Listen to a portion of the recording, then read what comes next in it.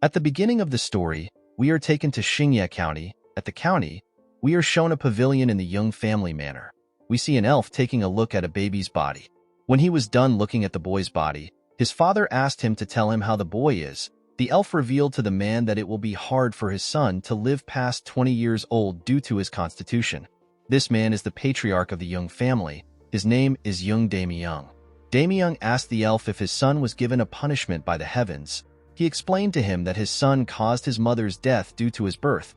The elf was annoyed to hear this. He could not believe that Damyung was saying this to a physician like him. He asked the patriarch to tell him why he would say such a thing to his son who is going to die early. Damyung glared at his child when he heard this. He watched him as he played alone. According to the elf, the boy has something similar to the 9 severed meridians. The elf had never seen anyone with their Baihui acupoint open to such an extreme. Damyung asked the elf if the Baihui acupoint is the acupoint on top of the head. The physician told him that he is correct. He explained to the patriarch that a person will die if their Baihui acupoint is too open. Most people call this the deity ascension. Damyung reminded the elf that deity ascension is something very powerful Taoists do when they depart for the heavenly realm.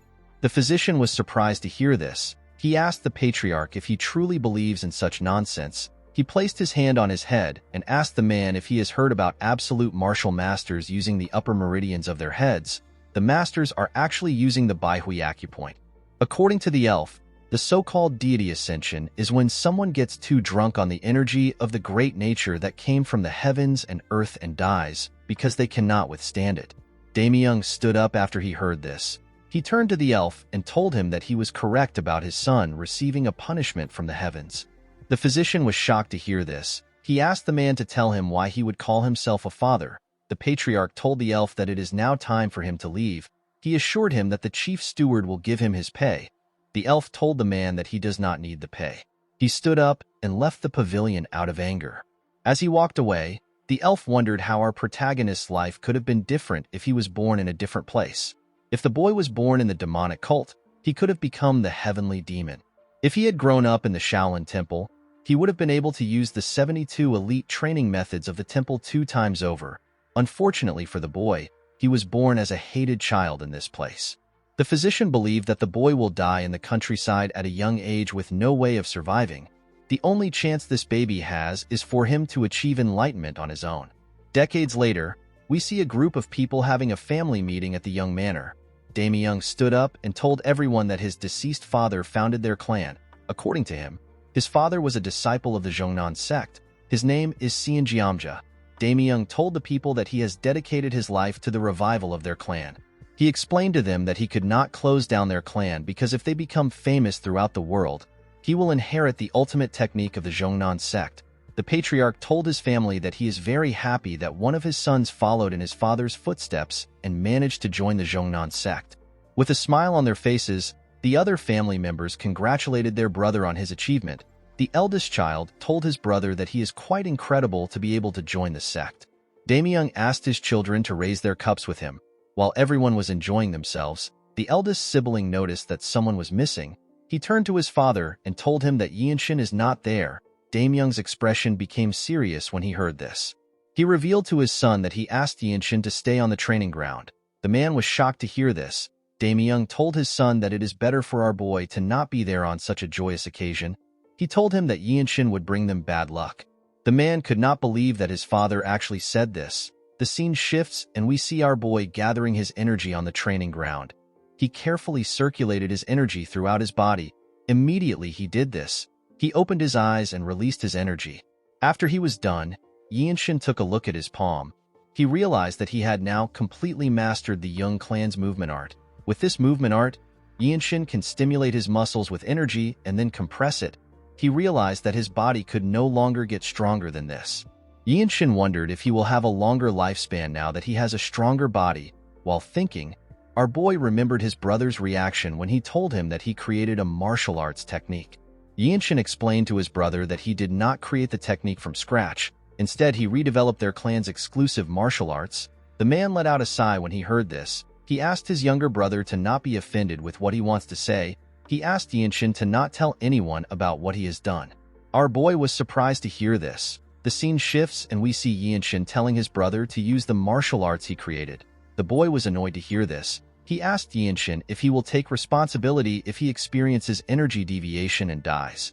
Our boy felt bad when he heard this. When he informed his father about what he had done, the man scolded him for messing with their clan's exclusive martial arts. He asked his son if he believes that he is the clan's founder. Yinshin could not believe that his own father simply dismissed him. While sitting on a chair, our boy thinks about what it means to be a clan founder. A clan founder is someone who creates martial arts and the founder of a martial group. Our boy never believed that he was someone that was so great. He did not think it was incredible to create a martial arts. He simply wanted to become healthy and live with everyone. While he was thinking, Yinshin sees some servants rushing somewhere. He wondered about where they were going. He quickly remembered that today was the day the martial masters of the Zhongnan sect will arrive. The Zhongnan sect is one of the 9 great sects. They are one of the twin walls that are known as the strongest groups in Shaanxi alongside the Manhwa sect. Yinshin remembered that the Zhongnan sect is a place where the sword deities reside. Our boy also wanted to meet the martial masters too. The moment he thought of this, he remembered what the chief steward said to him. Yinshin asked the man if the reason he can't show his face to the clan's important guests is because he caused his mother's death. The steward informed our boy that the order came from his father. Yinshin asked the man if he is certain. The steward apologized to our boy. Yinshin could not still believe that his father gave out such an order. He decided to follow the servants and watch from afar. He was certain that he will be able to learn something from the skilled masters. At the entrance of the manor, the servants wondered about who was coming to meet them. They were certain that the Sky Sword Dragon would not come. They believed that an elder might come to the manor. One of the servants said that it will be a blessing for their clan if an elder comes there. While the servants were talking, Damyung and his family stepped outside. Immediately they did this. Someone screamed that the martial masters have arrived. Immediately the person said this. We see an elf and 2 other men enter the compound. The members of the clan and Damyung's children were shocked to see the elf. One of the servants referred to the elf as a noble race. Yinshin was also shocked to see the elf. The noble race are known to be a mysterious race that can live on forever. Humans think of them as deities. Our boy and his family noticed the unique energy the elf was exuding. Yinshin noticed that the core energy condensed in her body is being exuded by her naturally. Damyung quickly regained his composure and welcomed the elf to his clan. He told her that he is honored that she would visit their clan. He and his son bowed their heads to greet the martial masters. He told them that he is the patriarch of the clan. The woman thanked the man for his hospitality. She introduced herself as Yeo Il Shin. She revealed to Damyung that she is an elder of the Zhongnan sect. Damyung was shocked to hear this. He could not believe that the woman is a noble race elder of the Zhongnan sect. He immediately begged Il Shin to forgive him for not recognizing her as a deity. The woman asked the patriarch to raise his head. She told him that she did not come to boast of her status. Damyung apologized to Il Shin for his disrespect. He could not believe that he kept the sword deities of the Zhongnan sect waiting outside. He asked her to follow him in. Yinshin was surprised to hear that the woman was an elder when she was already from the noble race. He wondered about how long Il Shin had lived for. While walking, Il Shin turns her head and sights our boy. The 2 of them lock eyes. Yinshin immediately bowed his head when he saw this. Damyung noticed that the woman was looking at his son. He told her that Yinshin is his 3rd son. Our boy turned around and walked away after he saw the woman. The elf told Damyung that his son's eyes are bright. She said that our boy looks really smart, with a nervous look on his face. The patriarch explained to Il Shin that his son is not well-mannered. The elf was shocked to hear this. While watching his son walk forward, Damyung informed the woman that Yinshin is actually the troublemaker of their family. When our boy returned to the training ground, he picked up his sword. Yinshin had gained a new perspective after seeing the energies of the martial masters. Our boy was actually stuck after he was done practicing the young clan's movement art. He was wondering about what he should train in next. He opened his sword and carefully inspected it. He decided to try training his sword. The scene shifts and we are taken to the room of the martial masters. The other 2 masters told the elder that the place is better than they expected. They explained to the elf that the Tyrant Sword Tribe will definitely want a place that has this much earth energy. Il Shin told the men that they are right. She told them that they need to think of a way to counterattack. Unfortunately, the plan will result in the sacrifice of the clan. The taller man asked the elder if they cannot just attack and destroy their enemies before they cross the wall. The elder took a sip of her tea. She believed that the idea was not bad. She explained to the man that the 13 skies are the most problematic bunch. She asked the men to never let their guards down and to keep their sword auras sharp. While thinking, Il Shin noticed that she kept thinking about Yinshin. She was certain that Yinshin stood out from everyone. She found our boy to be a strange child. At night, we see Yinshin meditating and circulating his energy. Our boy noticed something strange. He noticed that his Baihui acupoint was quite opened. Although he wasn't able to meditate for a year because he was busy training his body with the Young Clan's movement art, the amount of energy that went through his head has gotten even greater. Yinshin realized that he has less than 5 years before he loses consciousness. If this happens, our boy will end up dying. Yinshin quickly opened his eyes. He could not believe that he had only 5 years left to live. Our boy was scared to see this. He stepped out of his room and looked at the moon in the sky. He could not believe that he was not able to change his fate even after he learnt the Young Clan's movement art. While thinking, Yinshin sensed something. He quickly turned to the side. He could sense an ominous energy coming from the main building. Our boy quickly grabbed his sword and ran to the building. As he got closer, Yinshin became certain that something was wrong. The scent of blood got stronger the closer he got to the building. The building was also too quiet. While running, Yinshin saw a portal at the entrance of the building. Our boy quickly ran through the portal. He realized that someone set a trap formation. When he arrived into the main building, Yinshin saw something shocking. He saw the dead bodies of the servants and the guards lying on the ground. Our boy could not believe that he just noticed that something was happening in the manor. He realized that this might have happened because of the trap formation. While looking around, Yinshin realized that everyone on the ground was part of his clan. He wondered if the culprit possessed an overwhelming martial prowess. While he was looking at the bodies, someone asked him about why he is still alive. When Yinshin looked up, he saw some men carrying the dead bodies of the servants. A huge bald man walked up to him. With a scary look on his face, the man told our boy that he should have hidden if he managed to survive. One of the man's colleagues asked him to send Yinshin to the afterlife. Yinshin glared at the man when he heard this. The bald man asked our boy to not blame him.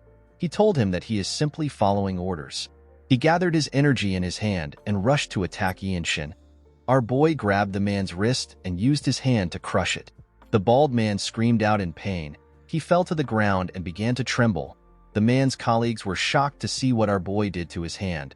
They quickly grabbed their swords. The man who asked the bald man to kill Yinshin asked him for his identity. Our boy released his energy and raised his sword. With a serious look on his face, he told the man that he is the third son of the clan. The moment Yinshin stepped forward, the bald man stood up. He called our boy a bastard.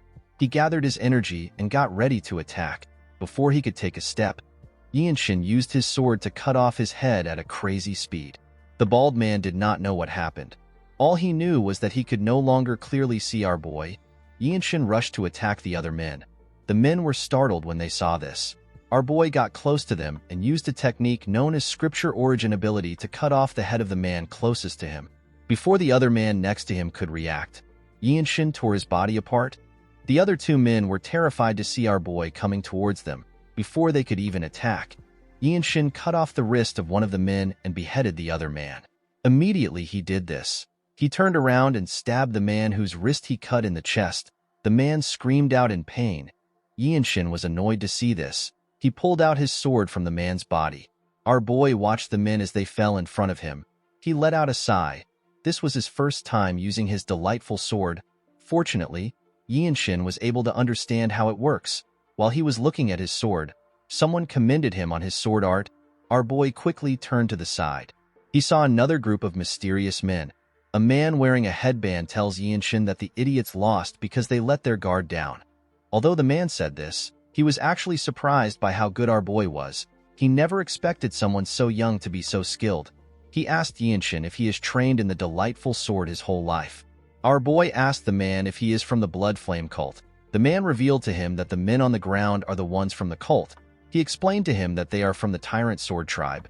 Yinshin was surprised to hear this. He could not believe that the Tyrant Sword tribe and the Blood Flame cult were in the same place. The 13 Skies are said to be the most cruel and powerful group in the Murim. Yinshin could not believe that the Tyrant Sword tribe and the Blood Flame cult, which are both part of the 13 Skies, were in his manor. He asked the man to tell him the type of business that their two groups have with the manor. The man told our boy that it is not his business. Yinshin smiled when he heard this. Due to the fact that the man was answering his question instead of attacking him, our boy asked the man if he knows about him. The man was surprised to hear this. He did not understand what Yinshin was talking about. Our boy realized that the man did not understand the question. He decided to simplify the question. He asked the man if he knows that his family is part of the Desolate Fortress, which is the best branch sect in the Murim. He told the man that it will be a pain for him if he kills him, even if he is part of the Tyrant Sword tribe. The moment he said this, someone destroys a huge wall next to them. A person was sent flying from the other side of the wall. The person crashed on the ground. Yinshin was shocked to see the person. He was certain that this man is one of the Zhongnan sect's martial masters. The man spat out some blood when he tried to stand up. Immediately the man did this. Another person was sent flying into our boy's part of the manor. This person turns out to be Il Shin. The elder landed on the ground and used her sword to hold herself. Yinshin could not believe what he was seeing. He knew that the elder is known as the deity of the sword, and yet she was struggling against someone. Our boy wondered about who Il Shin was fighting. Immediately he thought of this. Yinshin sensed something horrifying. The elder raised her head up when she sensed it too. A man flew into the yard. Our boy wondered about who he was looking at. This man had a black robe, black hair, and a golden sword. He was exuding an ominous aura. The man turned his head and glared at Yinshin. Our boy immediately took a stance when he looked into the man's eyes. His head felt light just from the simple eye contact. The man with the headband moved close to the mysterious man and went on his knees. He referred to him as tribe leader. Yinshin was surprised to hear this. The other men also went on their knees. Our boy could not believe that he was looking at the Tyrant Sword tribe leader, the man who reigns over the Tyrant Sword tribe, which is part of the unorthodox 13 skies. The man is a harbinger of disasters in the Jianghu. Yinshin could not comprehend why a man who is equal to the patriarch of one of the 9 great sect would be in a place like this. Our boy looked around. He noticed that Il Shin and the other man were injured. Yinshin realized that everyone there is dead. Our boy took a deep breath. He decided to test himself before he dies. He gathered his energy and rushed to attack. The man in a headband was shocked to see this. He immediately grabbed his sword. Before the man could attack, Yinshin stabbed him in the chest. Il Shin was surprised to see this. Our boy let go of the man and asked the tribe leader if he can even kill him after what he has done.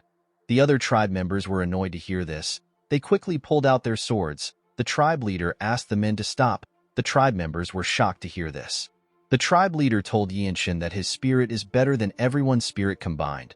The elder was surprised to hear this. His subordinates were shocked to hear this. They did not understand what was happening. The tribe leader told our boy that he will let him live. With a confident look on his face, Yinshin told the man that he simply can't kill him. He took out his sword from the body and pointed it at the tribe leader. He revealed to him that he is the only grandson of the former Divine Sword Squad leader of the Desolate Fortress.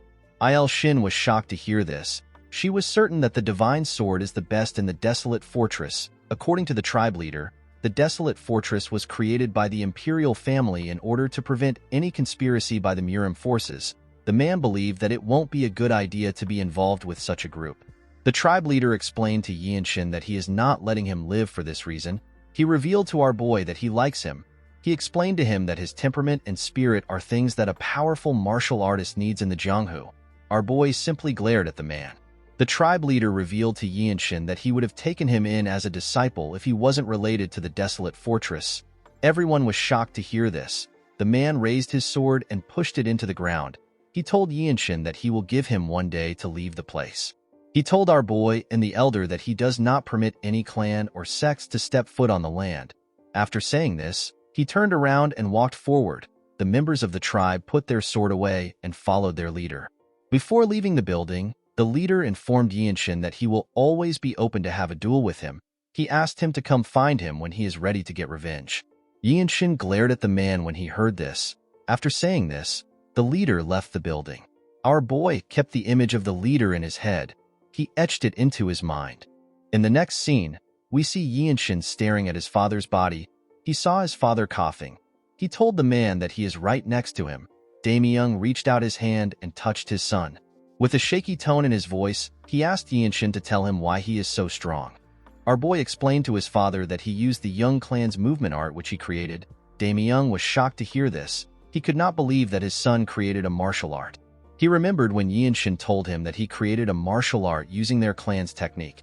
At this time, Damyung turned around and asked his son to repeat what he said. With a look of anger on his face, the man asked our boy to tell him what gave him the right to mess with their clan's exclusive martial arts. The patriarch asked our boy if he is referring to the martial arts he told him about. He referred to the martial arts as the sacred art created by their clan. With tears in his eyes, Damyung told his son that he was too stupid and ignorant. He could not believe that his third son improved their clan's martial arts. The patriarch told Yinshin that he has the qualities of a founder. The man could not believe that someone as skilled as Yinshin was his son.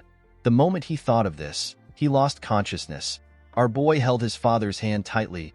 The second son called out to his father. Our boy stood up and turned to the chief steward. He asked him to tell him how Haya is doing. The man assured Yinshin that his niece is safe. He told him that the girl is simply sleeping because her acupoint has been blocked. According to the steward, Haya's acupoint was blocked to knock her out, and then she was hidden so that the killers wouldn't find her. Our boy called out to his elder brother. He asked him to raise Haya in the Zhongnan sect. He explained to him that the little girl has an exceptional affinity with the 5 elements. He assured him that the sect will take her in. The boy asked Yinshin about what he is going to do. Our boy told his elder brother that he will look after himself. The moment he said this, Il-shin comes to look for him.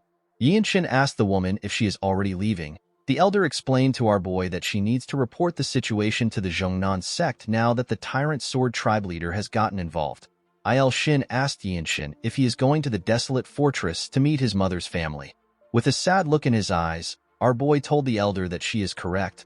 He revealed to her that he does not have anywhere else he can go to become stronger. Upon hearing this, Il-shin offered to bring Yinshin to the Zhongnan mountain. Our boy thanked the woman for giving him an offer. He told her that he is quite honored. Il-shin revealed to Yinshin that she plans to recommend him as the sect leader's disciple. Our boy and the other 2 men were shocked to hear this. The elder assured Yinshin that it is possible for someone like him. Yinshin knew that the direct disciple of the Zhongnan sect would be able to learn the absolute sacred art. The best part is that the Zhongnan sect leader is one of the few martial artists that is among the top 10 swordsmen in the world. Even though our boy knew this fact, he still declined the offer. He apologized to the elder. Il-shin smiled when she heard this. She told our boy that she simply wanted someone as talented as him. Yinshin asked her to forgive him.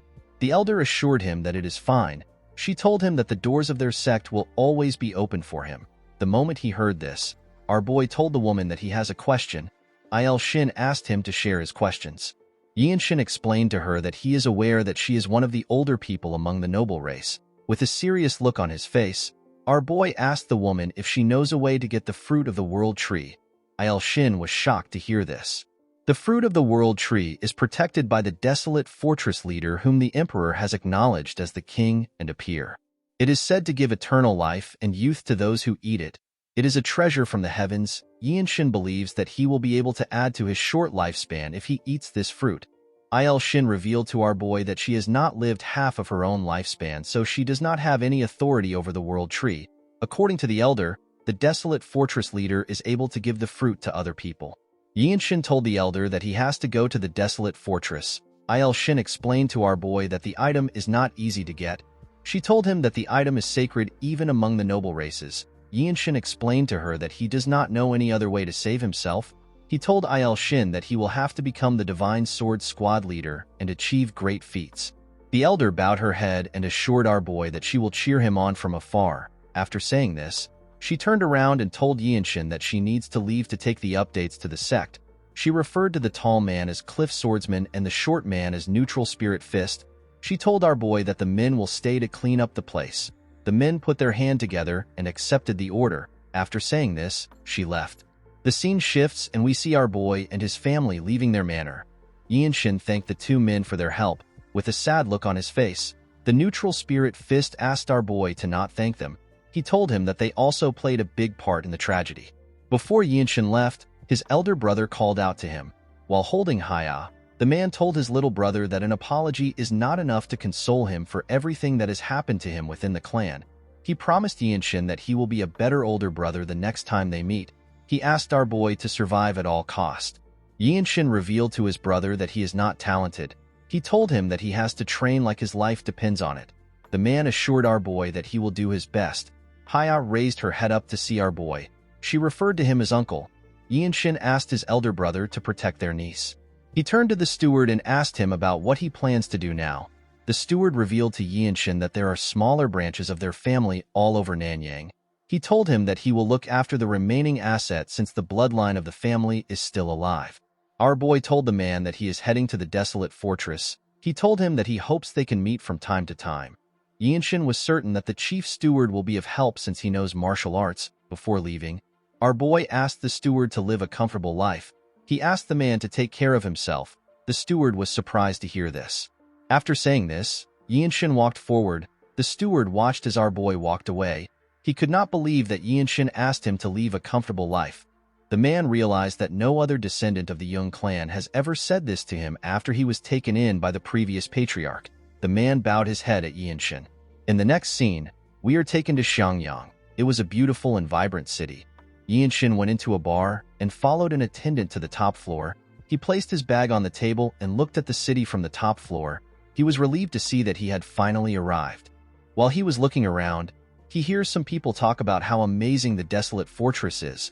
A chubby man tells his friends that people all over the Central Plains gather there with big dreams because of the desolate fortress. According to the man, the owner of the bar told him that he is out of liquor. The man's friend told him that it is really chaotic in restaurants these days. This is because the martial artists who came to take the entrance test are always drunk.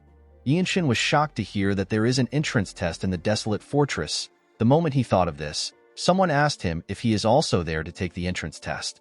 Our boy quickly raised his head up when he heard this. He saw a martial artist in front of him. The boy's name is Hien Wenchang. Yinshin asked the boy to tell him why he is here. Wenchang apologized to Yinshin for rushing into things. He told him that he was simply fascinated to see a challenger that is younger than him. He introduced himself to our boy and told him that he came from Shaanxi. He called the place a really far place. Our boy also introduced himself to Wenchang. He told him that he is from Xingye County. Wenchang was surprised to hear this. He could not believe that our boy came from somewhere nearby. He told Yinshin that his journey must have been easy. He revealed to our boy that he had to fight the Green Forest bandits and swim against the pirates of the Pirates' Fortress. He told Yinshin that the water martial arts of the pirates was really vicious. Yinshin also faced some bandits when he was traveling. However, our boy easily cut them down. He told Wenchang that his journey was quite easy. The boy looked around to see if there is anyone close to him. He moved close to our boy and told him that they can become friends and share any information about the test with each other. Yinshin asked Wenchang if there is really a test. The boy was shocked to hear this. He raised his voice and told our boy that the test is known as the Desolate Fortress Trial. According to Wenchang, the Desolate Fortress is quite different from the usual martial arts group. Just as those who want to become government officials need to be well-versed in martial arts and literature, there is a test just for joining the Desolate Fortress. Yinshin asked the boy if that is why many people are gathered here. Wenchang explained to our boy that it does not matter if he has any foundations. The moment he joins the organization, opportunities and teachings will be provided to him. Due to this, every martial artist comes to try their luck. There are countless people who have learnt various martial arts just to pass the test. The Desolate Fortress is the strongest martial arts group in the world. It is also a place of martial arts that causes everyone's hearts to race. Most people would say that if you want to take on the world with just one weapon, you need to go to the Desolate Fortress, since the imperial family that rules over the Central Plains would make their move in order to control the martial arts groups. All the elixirs and advanced martial arts gathered from all over the world are waiting in the fortress. Wenchang explained to Yinshin that some people believe that the great sects with traditions are better than the Desolate Fortress. With a smile on his face, the boy said that these people do not know what they are saying. He said that martial arts groups created by commoners can never be stronger than the Desolate Fortress. Our boy took a sip of his drink and told the boy that he understands. Wenchang revealed to Yinshin that most people are not able to pass the test in one try. Yinshin simply told the boy that he understands. Wenchang explained to him that the people that usually pass are the next generation leaders of reputable martial arts clans that are rising in the world and trying to gain fame. With a smile on his face, Wenchang asked our boy if he will take the test with him tomorrow. Without making a single reaction, Yinshin told the boy that he accepts his offer. Wenchang became nervous when he heard this. He did not understand why our boy would not even react to what he has been saying. Wenchang told Yinshin that he is quite easygoing. As he continued talking, our boy stopped listening. Yinshin was happy to hear that he can join the group as long as he can pass the test. He did not want to ask his mother's family for help because he did not know where they live or what they look like. The next day, we see Yinshin and Wenchang walking into the fortress to take their test. The participants were given a tag containing a number. Our boy was given number 13. After accepting his tag, Yinshin looked around. He was in a ring with other participants and 2 examiners. According to Wenchang, the participants will pass the exam if the supervisor accepts their plaque. However, if he tells you to return it to the reception, you will fail. The second exam is a tournament. Our boy asked Wenchang if there is a third exam. The boy told Yinshin that the third exam is an interview with the Lord of the Desolate Fortress. Yinshin was shocked to hear this. He asked his friend if he is certain. There are several martial artists who come to Xiangyang just for this chance. To have a conversation with an absolute master like the Lord is an incredible opportunity. This martial artist hoped to receive some kind of profound understanding. Yinshin told the boy that he understands. Immediately he said this. The supervisor announced that the first exam is about swift sword arts. According to him, the participants are to demonstrate one swing with the fastest technique they have. The supervisor will watch and judge the technique by himself. Wenchang raised his hand and offered to go first. The supervisor accepted his request. The idiot actually volunteered because he was nervous. Yinshin believed that the test was simple since they simply needed to show a fast sword technique to pass. Wenchang took off his robe. The moment he placed his hand on his sword, Yinshin and the people watching the event took a close look at him. Yinshin noticed that Wenchang had a well-polished spirit. He could tell that the boy is strong. He was even stronger than some of the bandits our boy saw on his way here. Wenchang took a stance and released his energy. He took a deep breath and swung his sword. The audience were shocked to see the boy's demonstration. One of them said that the boy feels different. He said that he only saw an apparition. Wenchang stared at the supervisor in fear of his response. The man told him that his technique was not bad. He asked Wenchang to give him his plaque. The boy was happy to hear this. He thanked the man. The supervisor asked the next examinee to step forward. Wenchang walked past Yinshin and wished him good luck. Our boy put himself together and walked forward. The audience were surprised to see this. They never expected such a young kid to actually be an examinee. One of them said that Yinshin has a lot of guts. Wenchang smiled when he heard this. Another man said that Yinshin must be from another province, and he is trying to use this opportunity to show his swordsmanship in front of a martial artist of the Desolate Fortress. This is because a single piece of advice is precious. Yinshin took a stance and placed his hand on his sword. He nodded at the man to tell him that he is ready. The supervisor nodded back at him. He asked Yinshin to begin. The moment he said this, Yinshin took out his sword. No one knew when he swung his sword. All they could feel was the wind pressure. The supervisor was shocked to see this. Every single person in that place was shocked. They did not know what they just experienced. Wenchang's mouth was left open. He did not expect such a young boy to be this skilled. The audience did not even know when our boy swung his sword. As he watched Yinshin put his sword back into his sheath, the supervisor said that the future of the Desolate Fortress has arrived. Everyone was shocked to hear this. The man asked Yinshin to hand over his plaque. He took a careful look at our boy's number. He asked him to be on his way. Yinshin bowed his head and turned around. Our boy picked up his robe and walked out of the ring. Everyone cleared a path for him. Wenchang moved close to Yinshin and asked him if he is the son of a famous family. Our boy asked him if this will change anything. He reminded Wenchang that all that matters in the Desolate Fortress is your martial arts, talent, and effort. Wenchang was surprised to hear this. He asked Yinshin if he really plans to finish the Desolate Fortress trial. With a serious look on his face, our boy told his friend that this is why everyone came here, including him. Wenchang realized that Yinshin was serious. He told him that he is right. He thanked our boy and told him that he needs to go now. Yinshin watched his friend as he walked away. He hoped that his kind and talkative friend will pass the second exam. The scene shifts and we see Yinshin meditating in a room.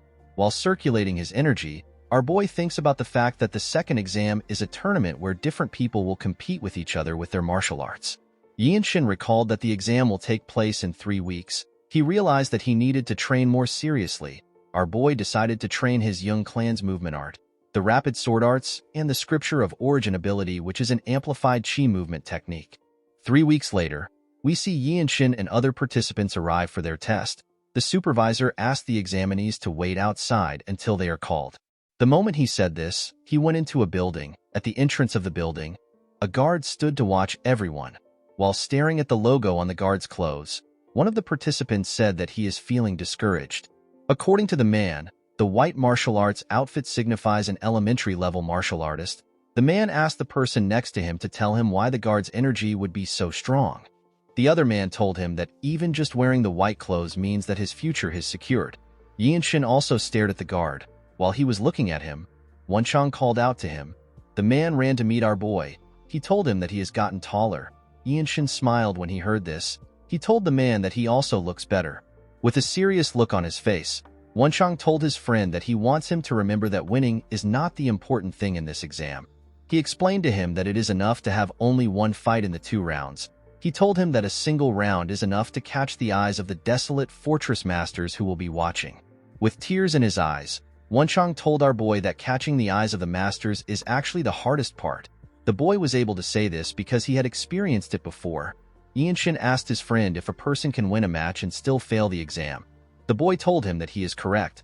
While biting his nails, Wenchang told our boy that the problem they have is that the supervisors are going to have a higher standards today. Yinshin was surprised to hear this. He asked the boy for the reason. Wenchang revealed to him that the White Qilin is competing in today's tournament. Our boy was shocked to hear this. He asked his friend if he is referring to the White Qilin from the Namgung family. The White Qilin wiped out a notorious group of bandits before he was even 15. He also beheaded the Shrouded Assassin, a sword master of the unorthodox faction. According to Wenchang, there are rumors that the White Qilin defeated all the up and rising fighters at the 8 Great Family Dragon and Phoenix tournament when he was 18. Yinshin was surprised to hear this. He asked his friend to tell him why someone from the Namgung family would join the desolate fortress, especially when it is someone that already has martial dignity and everything else. Wenchang revealed to Yinshin that the White Qilin cannot become the patriarch because he is the child of a concubine. According to the boy, if a person rises to the position of the desolate fortress captain, they are on the same level as one of the patriarch of the 8 great families. In fact, the person will have more power than the patriarchs. This is because the desolate fortress maintains the order of the Jianghu in the center of the central plains. While they were talking, the guard called our boy's name and asked him to step out. Yinshin told Wenchang that he hopes to see him again in the desolate fortress. The boy was shocked to hear this. Immediately he said this. He walked up to the guard. Inside the building, we see a referee and different supervisors staring at Yinshin and his opponent. With a creepy smile on his face, our boy's opponent pulled out his sword. Immediately he did this. The referee asked them to begin the fight. The man began to laugh. Yinshin did not understand why he was laughing. With a disgusting look on his face, the man referred to our boy as a moth that is struggling. He asked Yinshin if he is curious about his identity.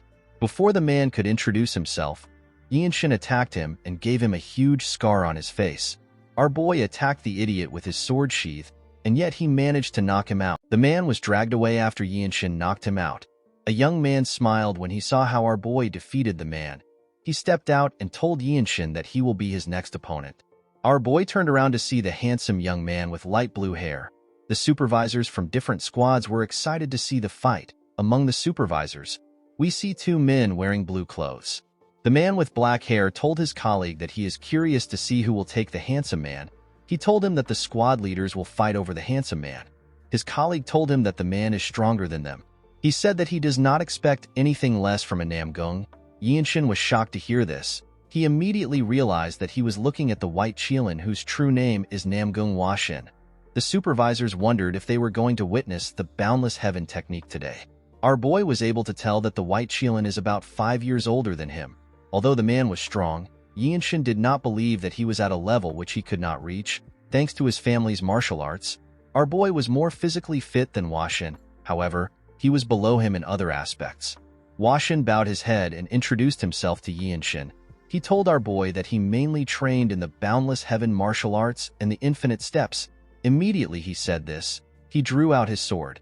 Yinshin bowed his head and revealed the martial arts he uses to Washin. The man noticed something strange. He asked Yinshin if he is not going to use his sword. The moment he said this, our boy grabbed his sword and took a stance. The White Qilin smiled when he saw this. He released his energy and covered his sword with it. The main essence of the technique which Yinshin has been practicing is unpredictability. Our boy will give his opponent an unexpected main attack in the midst of an unpredictable rhythm. Yinshin believed that he will be able to make the White Qilin let his guard down if his technique works. All the supervisors focused their attention on Hua Xin. The referee asked our boy and Hua Xin to begin the duel. Immediately he said this. Yinshin attacked the white Qilin. Unfortunately for him, Hua Xin was able to block the attack and his sword got broken. Hua Xin was shocked to see our boy's attack. He never expected it to be so fast. All the supervisors could not understand what they just saw. Although they expected Hua Xin to win, they had never expected to see such a scary, delightful sword. The two men in blue were more shocked than the other supervisors. Hua Xin took a look at his sword. He turned to Yinshin and told him that he lost. Our boy was surprised to hear this. Everyone else was also surprised to hear this. The two men did not seem surprised to hear the result. In fact, they were more shocked by our boy's delightful sword. The man with blonde hair noticed that Yinshin was 5 years younger than the white Qilin. He realized that our boy could not yet use true energy with his techniques. The blonde man said that he is scared of how powerful Yinshin will become in future. The referee walked up to our boy. He pointed in another direction and told him that there is another garden in the north side. He asked Yinshin to wait at the garden. Our boy bowed his head and told the white Qilin that he will love to duel with him another time. Hua Xin said that he was also about to propose the same thing. With a smile on his face, the man told Yinshin that he is looking forward to their next duel. After hearing this, Yinshin moved to the next garden. Inside the garden, he saw some warriors already waiting there.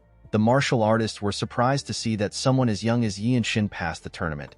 They believed that the white Qilin would have been the next to step into the garden. As he walked forward, Yinshin thought about his fight with the white Qilin. Our boy knew that he had no chance of winning the fight if it was dragged on. This is why he used the most extreme form of delightful sword as soon as the duel began.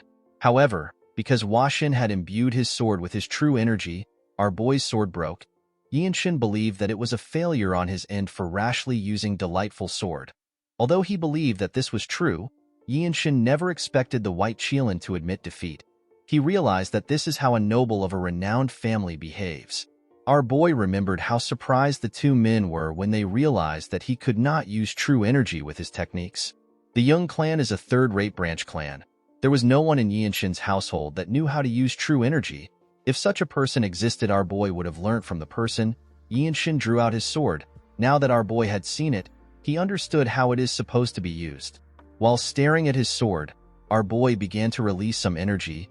Yinshin understood that it wasn't just simple as putting energy into his sword. Instead, true energy is meant to be used as a medium to become one with the sword. The moment he thought of this, his sword began to glow. The other martial artists saw a shining, blinding light in the garden. When they turned, they saw something shocking. They could not believe that Yinshin was experiencing sword resonation. They were more shocked to see that such a young person was experiencing it. Yinshin's sword released a bright light and waves of energy. Yinshin felt like his body and his sword had become united. He raised his sword and took a stance. Our boy realized that he had reached the body-sword unification. After reaching his new state, Yinshin opened his eyes. Our boy smiled when he looked at his sword. Someone congratulated him on his enlightenment. When Yinshin turned to the side, he saw the white Qilin. The man placed his hand on his sword. Yinshin looked around. He noticed that the other martial artists were staring at him. Our boy realized that the white Qilin was protecting him because he was scared that someone might get in the way of his enlightenment. While he was thinking, Wenchang walked up to him. Yinshin put his broken sword away and thanked Hua Xin for protecting him. He also congratulated him on passing the tournament. Hua Xin began to laugh when he heard this. Wenchang reminded his friend that he is also next to him. Our boy smiled and congratulated him.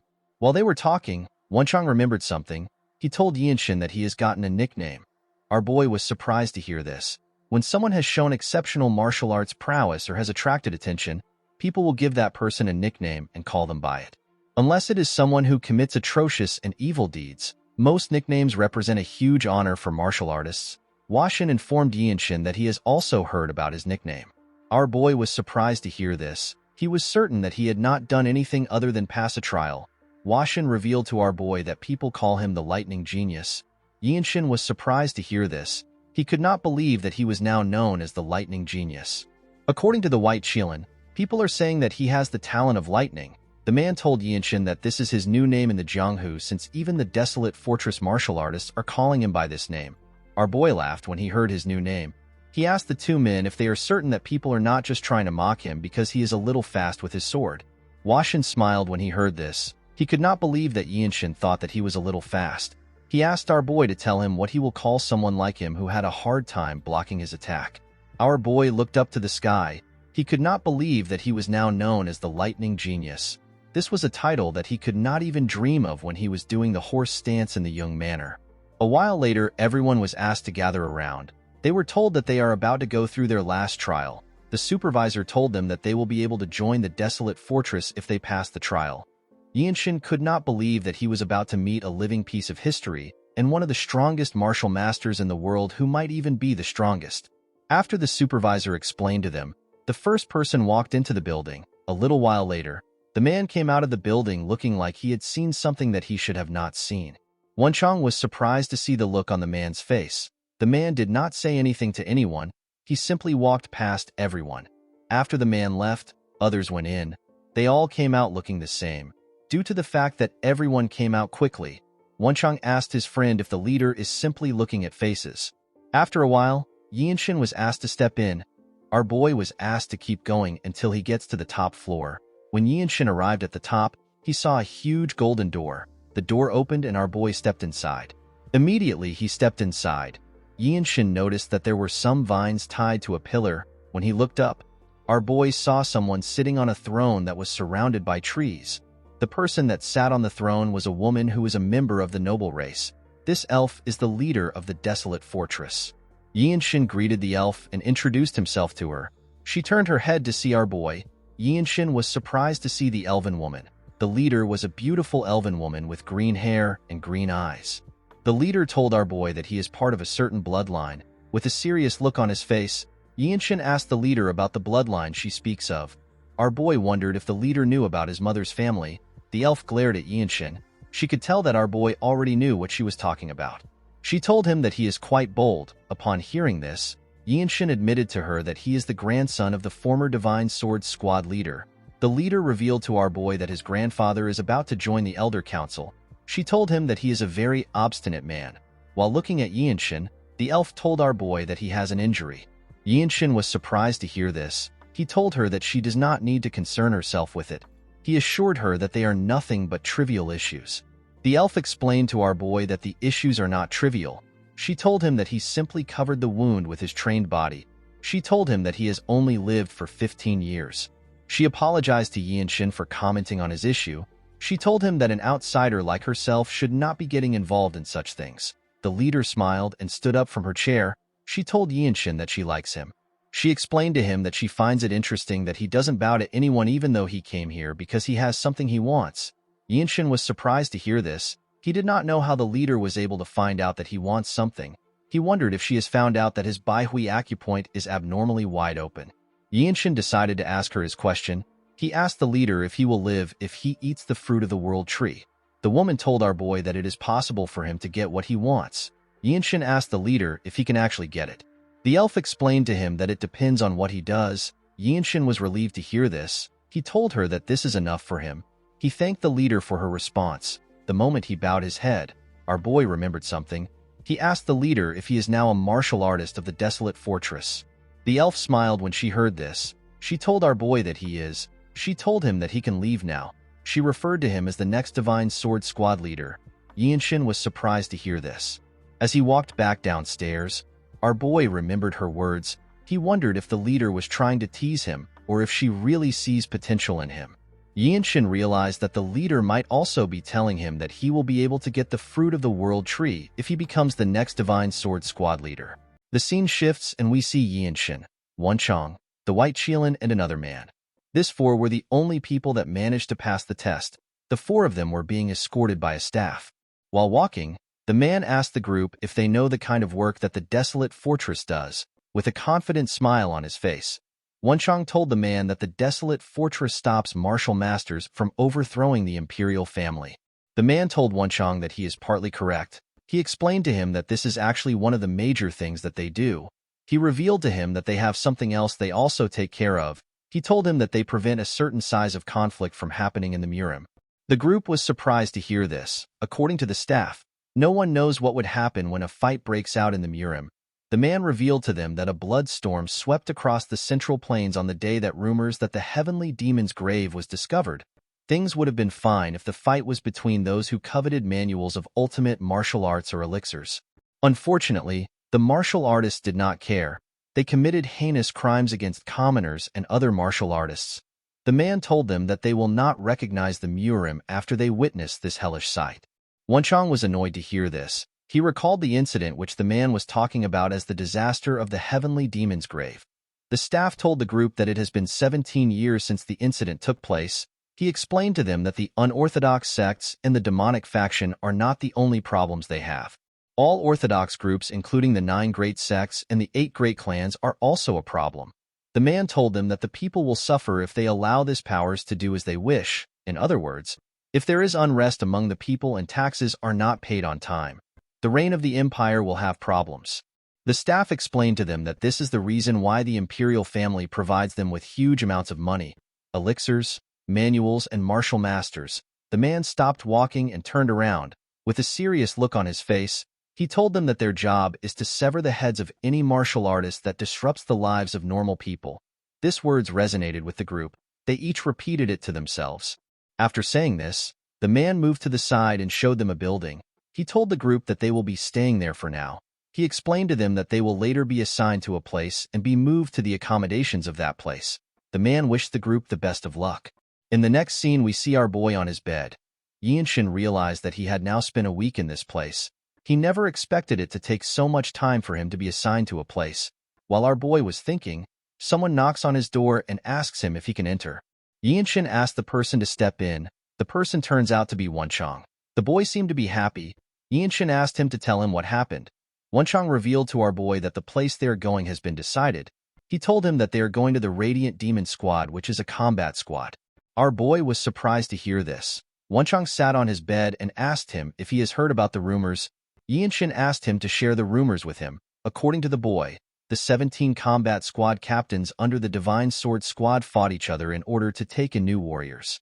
Yinshin was surprised to hear this.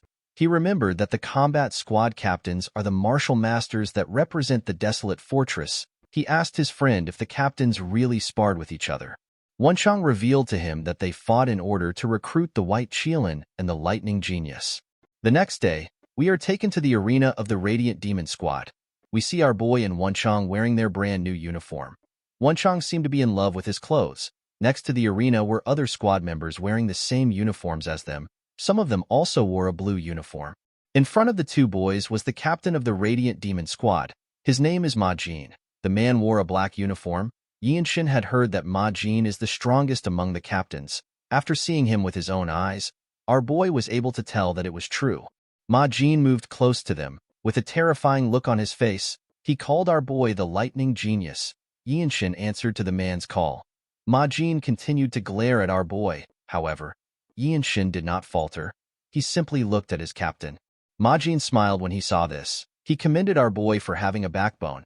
He told him that people like him do not die easily. According to the captain, the combat squad under the Divine Sword Squad is basically like one of the sects in the Central Plains. He told the boys that they will both learn the martial arts of the Radiant Squad and execute missions. He pointed his hand to the back and told them that the people behind him are their seniors. Wenchang raised his hand and told the captain that he has a question. The captain asked him to speak. Wenchang thanked him for allowing him to ask a question. The boy asked Ma Jin if learning the martial arts of the Radiant Demon Squad means that everyone will be sharing their martial arts with each other. The captain assured the boy that the martial arts they learned belongs to them. He told him that only the Radiant Squad martial arts will be taught. Wenchang was relieved to hear this. He was excited to learn the famous Radiant Demon arts. Ma Jin told the boy that he needs to work hard at learning the martial arts if he wants to survive. Yinshin remembered that he had heard about the Radiant Demon arts. The Radiant Demon Squad is one of the more famous squads amongst the 17 squads. This is because they were able to fight the Plum Blossom Swordsmen. These are the 24 elite swordsmen of the Manhwa sect. The Radiant Demon Squad fought this people without any casualties. This incident gave more credibility to the gossip mongers, saying that the desolate fortress is the strongest in the world. The captain explained to the boys that although the desolate fortress is affiliated with the imperial family, it is not treason for a martial artist of a desolate fortress to be attacked. He told them that this is the reason why they must learn whatever they can in the squad and continue to grow stronger. Yinshin asked the man to tell him why it is not treason for them to be attacked by other martial artists. The captain explained to him that there are eccentric people in the Murim. A lot of these people have lost their minds because they learned demonic arts. Some martial artists are exceptionally skilled in mobility arts, and they could mess with government officials before escaping to the high mountains and deep valleys. This is why the dignity of the imperial family isn't applied to them since they are not government workers. Instead, they actually have to fight martial artists. The captain told the boys that they will die if they do not become stronger. He turned around and pointed at a squad member. He told Yinshin that the guy who got slashed by the Namgung's strongest swordsman will be able to give him a better explanation. With a smile on his face, the guy in a blue uniform said that the King-style sword arts was actually quite scary. Our boy remembered that the King-style sword arts is known to be one of the strongest style of swordsmanship in the world.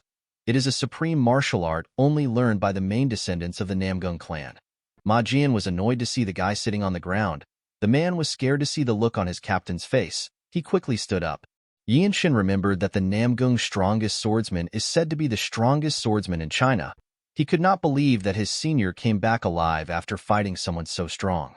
The man told our boy that he wants to start with him. He said that he wanted to see Yinshin's swift sword art, which is said to be exceptional. Yinshin moved to the side and placed his hand on his sword. Everyone was surprised to see this. They were surprised to see the amount of energy Yinshin was exuding. The man smiled when he saw this. He took out his sword. He took a stance and introduced himself as Cheng Myung. He told our boy that he was born and raised in Xiangyang. Our boy also took a stance and introduced himself. Myung told him that he has never heard of his town. Myung explained to Yinshin that anyone can feel wind being produced even if it is by a 10-year-old that is using a tri-sword technique. This is how you can find out how a person swings their sword while fighting. Our boy did not understand what the man was saying. The man pointed at our boy and told him that he must be quite talented for him to have reached this point at such a young age. While releasing his energy through his sword, Myung asked Yinshin to show him his talent. He asked him to show him how talented he is with his sword. Our boy accepted this challenge. Immediately he did this. He raised his sword. The other members were shocked to see the energy Yinshin was exuding. They realized that he had sword resonance. Even the captain was shocked to see this. While his sword was glowing and vibrating, Yinshin glared at Myung. He put all his focus on his senior. Yinshin could feel his senior's breathing with his energy detection. After staring at him for a while, our boy found his opportunity. He quickly rushed to attack him. The moment he got close to him, he took out his sword and used his swift sword arts to attack Myung. To Yinshin's surprise, Myung managed to block his attack when his sword was about to damage him. He did not know when his senior raised his sword. Our boy stepped back and stood his ground. He remembered that he was fighting a man that fought against the strongest swordsman of the Namgung clan. He realized that he should have expected this. Yinshin immediately rushed to attack Myung. The senior raised his sword and swung it at our boy. Yinshin dodged the attack by going low. He quickly turned around and swung his sword at Myung. Unfortunately for him, his senior managed to block his attack. Although the senior seemed to be surprised that our boy attacked him this way. While Yinshin was struggling, Myung disappeared in front of him. Our boy was shocked to see this. He immediately realized that Myung was going to appear soon. As he expected, the senior appeared behind him. He swung his sword at our boy. Yinshin managed to dodge the attack by bending his head. The moment he did this, he turned around and swung his sword at his senior's head. Myung managed to dodge the attack by jumping. Unfortunately for him, his headband got cut off. It turns out that Myung is a member of the noble race. He used his energy to land on the floor. He quickly stood up from the floor. Everyone was shocked to see what our boy did. The captain and Wunchong could not believe their eyes. While breathing heavily, Myung glared at Yinshin. Our boy finally understood why Myung was so skilled. He believed that it was expected for a noble race to be skilled. Yinshin took a stance. He decided to use the origin ability, which is also known as the limit releasing technique, on his sword. While he was thinking, he noticed that everyone had a weird look on their faces. He did not understand why everyone was making such weird faces. Even Myung was surprised. Our boy placed his sword down and asked his senior to tell him what he thinks of him. The man was surprised to hear this. Yinshin told his senior that he knows he went easy on him. He asked Myung to be honest with him. Myung did not know how to react to this. He asked Yinshin to tell him how old he is. Our boy was annoyed to hear this question. He revealed to his senior that he is 15 years old. He asked him if his age is important. He reminded him that their enemies won't go easy on them because of their age. He told Myung that their skills are the most important things right now. Our boy believed that age is a useless thing since he already has a short lifespan to begin with. Myung was shocked to hear our boy's age. Everyone else was also shocked to hear this. They could not believe that a 15-year-old boy would be so skilled. One of the seniors in a blue uniform said that this is completely abnormal. He said that Yinshin might be a mistake from the heavens. He revealed to his peers that he has been to the Dragon Phoenix Summit a few times, but he has never seen anything like Yinshin. He told them that it is impossible for anyone to be this skilled even if they learn the instinct honing arts from birth. Another person in a white uniform said that he was the most talented person in his city. Of course, his talent was nothing compared to our boy's. When Yinshin looked around, he noticed that Wonchong was extremely shocked by what he saw. Ma Jin seemed to be more curious than shocked. Myung laughed and put his sword away. Our boy could not still understand what was happening. In the next scene, we see the seniors laughing when they heard someone scream. It turns out that the captain had punched Wonchong with his hand, which he had covered with his energy. The poor boy was struggling to breathe. Ma Jian told Wonchong that it is actually a bit impressive that he is still standing rather than sprawled on the ground. He asked the boy to go back and solidify what he has learned. Wonchong accepted the order. The captain turned to the side. He saw our boy circulating his energy while his eyes were closed. When Yinshin opened his eyes, the captain asked him if he has understood the crux of the steps. Our boy told the man that it is to think and act in a seamless manner. Ma Jin told Yinshin that he is correct. According to the captain, there is always a way for a person to move, regardless of the situation. The true crux of the Radiant Demon Arts is to move seamlessly without disrupting the path of your attacks. Ma Jin told our boy that he must now understand the deeper meaning of the path of attacks. Yinshin was surprised to hear this. The captain realized that it will be much better and faster if he shows it to Yinshin. He moved close to a sculpture and placed his hand on it. He asked the two boys to look carefully. Ma Jin released a small portion of his energy. He took a deep breath. After doing this, he took away his energy.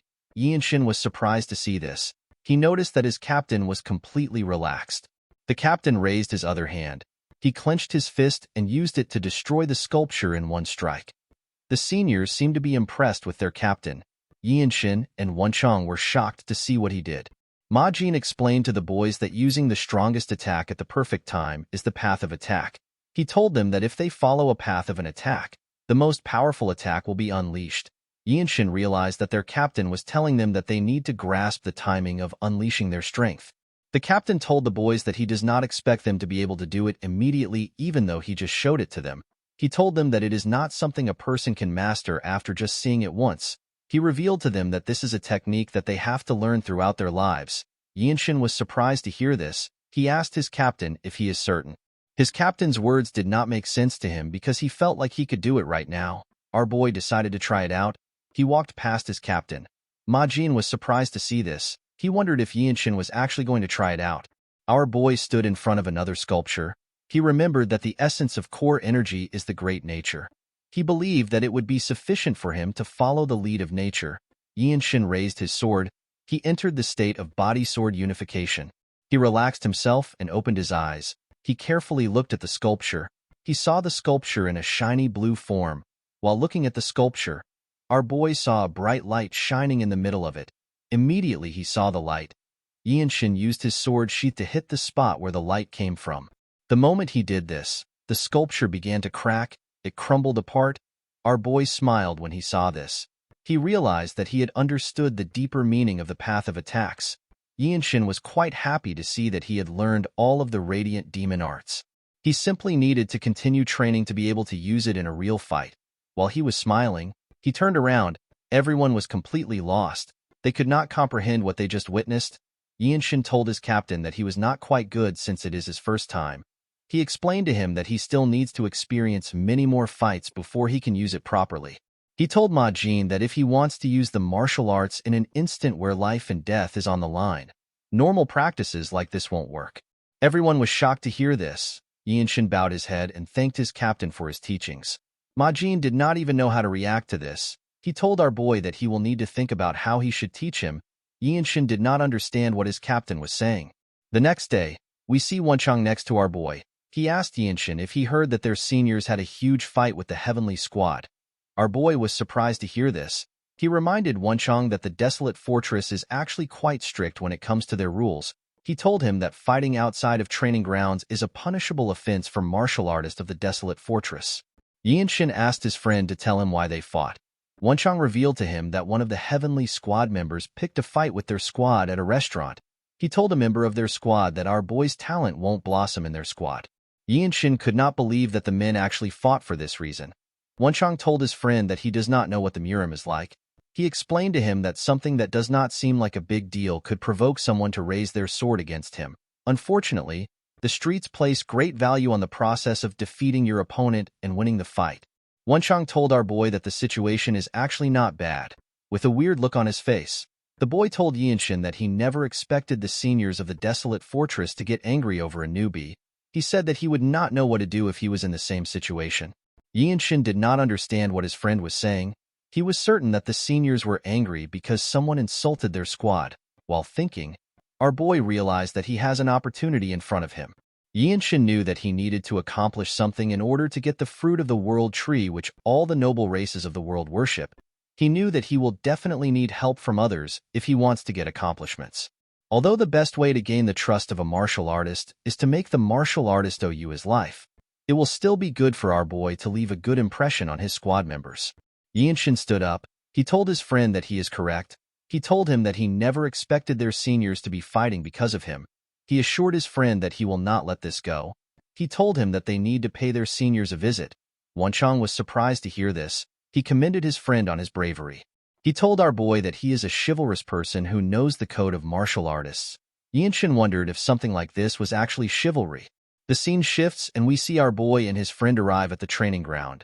The seniors were surprised to see them. They could not believe that the newbies came to train even though there are no lessons today.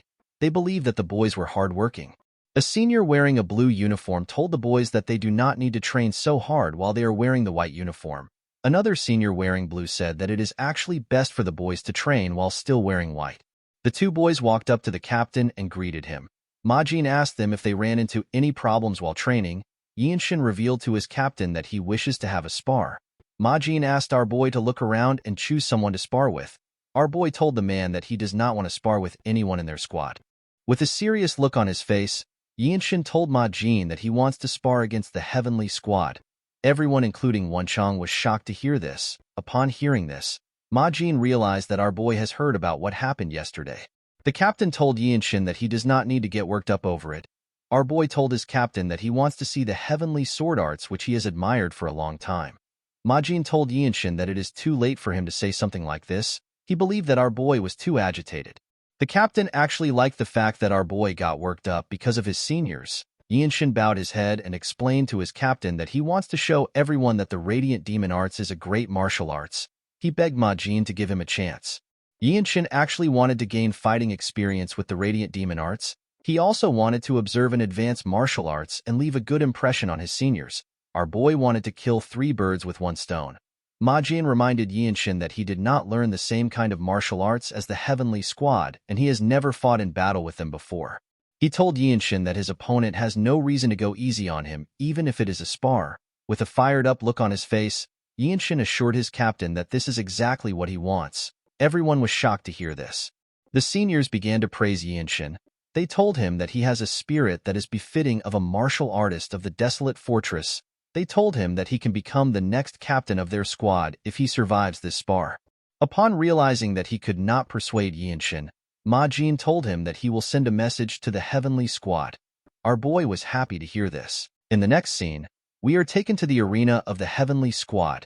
Yinshin stood in front of his opponent who was from the Heavenly Squad.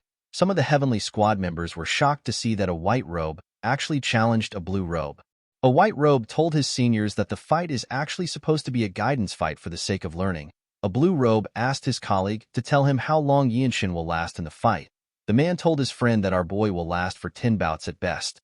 The man believed that it was impossible for a newly joined white robe to last 10 bouts against a blue robe, while our boy and his opponent were staring at each other. The captains of their squads also stared at them. The captain of the Heavenly Squad is known as Han Chulmak. Chulmak and Majin were not happy to see each other. Chulmak pointed at Yinshin and told Majin that he will give our boy one of the Heavenly Squad's elixirs if he lasts for 10 bouts. Majin was surprised to hear this. He told the man that an elixir might be too much to bet with. Chulmak asked the captain if he is scared that he will lose. Ma Jin asked the man to not provoke him.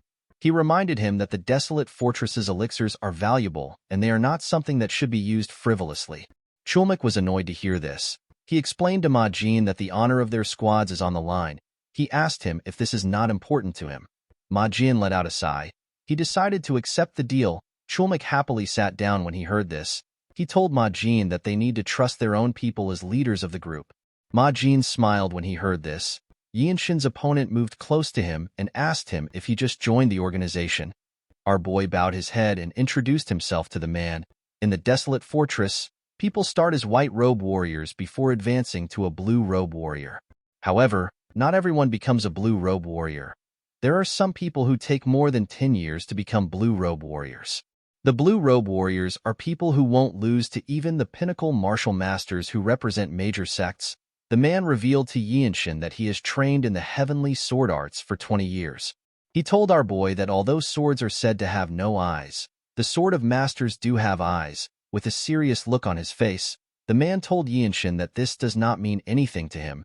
He assured our boy that he will not show him any mercy. Yinshin told the man that he has no problem with this. The man was surprised to see how calmly he spoke. He drew out his sword. He then released his energy. Everyone focused their attention on the man. Yinshin smiled when he saw this. He was curious about the kind of sword style that a blue robe of the heavenly squad uses. Our boy quickly removed this thought from his head. He believed that he did not need any of this unnecessary thoughts. He told himself that the sword style the man used is irrelevant. He said that he will simply use his own style of martial arts. The man covered his sword with his energy. He told our boy that he will let him have the first attack. He asked him to come at him. Yinshin activated the limit-releasing technique. He quickly rushed to attack the man. He swung his sword at him when he got close to him. The man managed to block the attack. He realized that our boy was quite fast. Yinshin raised his sword and began to attack the man fiercely. The man could only block our boy's attacks. The captain of the heavenly squad and his squad members could not comprehend what they were seeing. Chulmak could not believe that a white robe was this fast. Ma Jin smiled when he saw the look on his face. He knew that anyone would be shocked to see this level of skill from such a young boy. Although he knew that Yinshin is skilled, Ma Jin knew that it will be impossible for our boy to win if he doesn't make use of this opportunity. While fiercely attacking him, Yinshin moved closer to the man. The man was startled when he saw this. Before he could react, our boy continued his rain of attacks. The man could barely keep up with the attacks. Yinshin realized that he has gotten stronger after entering the desolate fortress. His body was now on a different level. It was trained with the Jung clan's movement art and the principles of martial arts. Our boy carefully moved to the side. The more inclined the sword trajectory is, the more back muscles it uses. When taking a step forward and turning with core energy, a rotational force is created. With this rotational force and his well-trained body, Yinshin used his sword to land a heavy hit on the man from the side. Everyone was shocked to see this. Before the man could regain his stance, Yinshin moved closer to him. He used the rotational force to knock the man's weapon out of his hand. Our boy could not believe that he had learned a new move. Yinshin put his sword to the man's neck. The man realized that he had lost. Our boy took a deep breath and glared at the man. The heavenly squad members could not comprehend what they just saw. Chulmak was quite annoyed. Ma Jin was happy to see the look on his face. The referee announced that our boy won the fight. The Radiant Demon Squad began to cheer when they heard this. While the man was doing his best to fix his hand, Yinshin put his sword into his sheath. Our boy knew that he was lucky. He only won because he had an overwhelming momentum due to the fact that he took the man by surprise. Our boy was certain that the results would definitely be different if he fought the man again. Yinshin bowed his head and thanked the man for giving him the opportunity to observe such a high-level swordsmanship. The man smiled when he heard this. He turned around and went to pick up his sword. He revealed to Yinshin that he was surprised by his sword trajectory and his rotational force. He told our boy that he possesses a martial prowess that is beyond his years. He explained to Yinshin that he has an incredible talent for swords. The man now understood why our boy is called the Lightning Genius. He could not believe that Yinshin actually possessed a martial prowess that is unfathomable even though he is so young. He told our boy that he is envious that the Radiant Squad found a treasure. The other people in the arena could not still believe their eyes. Ma Jin stretched out his hand to Chulmak. The man was annoyed to see this. Yinshin decided to name his new technique as the Energy Accumulation Discharge. While he was looking around, his captain walked up to him. With a smile on his face, Ma Jin threw a box to our boy. When he opened the box, he was shocked to see what was inside. Ma Jin told our boy that he is holding an elixir of the Heavenly Squad. The elixir was a small golden pill. He revealed to Yinshin that the elixir now belongs to him. The scene shifts and we see members of the Radiant Squad surround a particular building. At the entrance of the building, we see the noble race man and a woman looking around. This woman is known as the Zen Demon Sword. Her name is Beck Mirio. Mirio told the man that Yinshin is a monster. She never expected him to defeat a skilled swordsman like Gukikwan, someone who is a blue robe of the Heavenly Squad.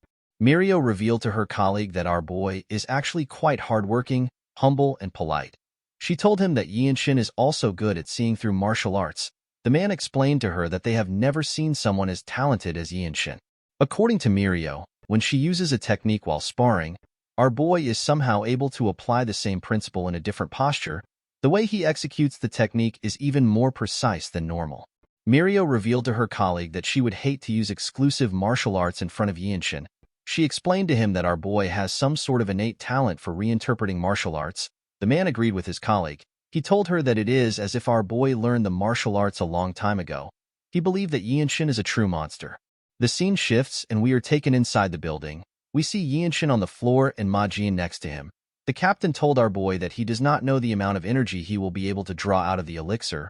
People usually absorb about 60 to 70% of the elixir, but depending on the situation, it could be lesser than that. Ma Jin explained to our boy that he will damage his energy core or blood vessels if he acts recklessly because he feels like he is absorbing less. He asked him to not be too obsessed with absorbing it. Our boy assured him that he understood. According to the captain, the way to consume an elixir is to allow it flow into your core energy and to circulate that energy endlessly until it has completely melted. Ma Jin assured our boy that he will step in and help if his energy circulation becomes unstable. He asked him not to get surprised and to act accordingly. After hearing this, Yinshin put the elixir into his mouth and swallowed it. The moment he did this, he closed his eyes. Yinshin could feel his energy increasing immediately. The elixir entered his body. A bright golden light shined from our boy's chest. Yinshin began to gather energy around him. The moment he did this, Mirio and her colleague turned around. They could feel his energy. They realized that our boy had started to absorb the elixir. Mirio wondered about how strong Yinshin will become after he absorbs the elixir. The elixir shined like the sun in our boy's body. Yinshin carefully circulated its energy around his body. Ma Jin was surprised to see what was happening. He was certain that this was Yinshin's first time absorbing an elixir. He did not understand why the circulation of his energy was extremely natural. The captain could tell that there was no need for him to help our boy. After circulating his energy for a while, the energy around him dissipated. He opened his eyes and looked at his hands. He felt the new energy in his body. With a nervous look on his face, the captain congratulated Yinshin. He told him that he has completely absorbed the elixir. While looking at his hand, our boy revealed to his captain that his new core energy is quite strong. Ma Jin never expected him to completely absorb the elixir. He was more surprised by the fact that our boy did this without his help. While looking at his body, our boy sensed something. Now that Yinshin had more energy, he could detect the presences that he was not able to detect before. He realized that his seniors have surrounded the building. He wondered if they were protecting him because he is completely vulnerable while he is absorbing the elixir. Our boy turned to his captain and revealed to him that he was being protected while he absorbed the elixir. With a serious look on his face, Yinshin asked his captain to tell him why everyone is being nice to him. Ma Jin smiled when he heard this. He revealed to him that they are not taking special care of him. He assured him that this is done for everyone in the Radiant Demon Squad. He explained to Yinshin that things like this become natural once you risk your life a few times in the Jianghu. He reminded our boy that it is better for their squad if he becomes stronger. At night, we see Yinshin meditating in his room. Our boy realized that the amount of energy he had before cannot be compared to what he has now. Yinshin decided to go to the training ground. He wanted to see how much stronger his martial arts had become. While he was walking to the training ground, the Zen sword demon called out to him. Our boy was surprised to see the woman. Mirio asked him if he came out because he could not wait to test himself. Yinshin told her that he did. The Zen sword demon revealed to our boy that she realized something after seeing his fight. Yinshin was surprised to hear this. He congratulated her for learning something. The woman told him that she only learned a small move. She apologized for interrupting his plan to train. She asked him if he would like to spar with her. Yinshin bowed his head and told Mirio that he can always train alone anytime. He told her that it is a rare opportunity for him to be able to spar with the Zen Sword Demon's palm strike technique. The woman put her hand together and asked Yinshin to simply call her Mirio. After greeting each other, the two put some gap between themselves. Yinshin pulled out his sword and said that he will be making the first move. With a smile on her face, Mirio took a stance. Our boy quickly rushed to attack her. He tried to pierce her with his sword. Mirio dodged the attack and grabbed Yinshin's hand. She covered her hand with her energy and used it to hit our boy in his stomach. The attack pushed Yinshin back. Before he could regain his balance, Mirio moved close to him. She covered her other hand with her energy. Upon seeing this, Yinshin also did the same.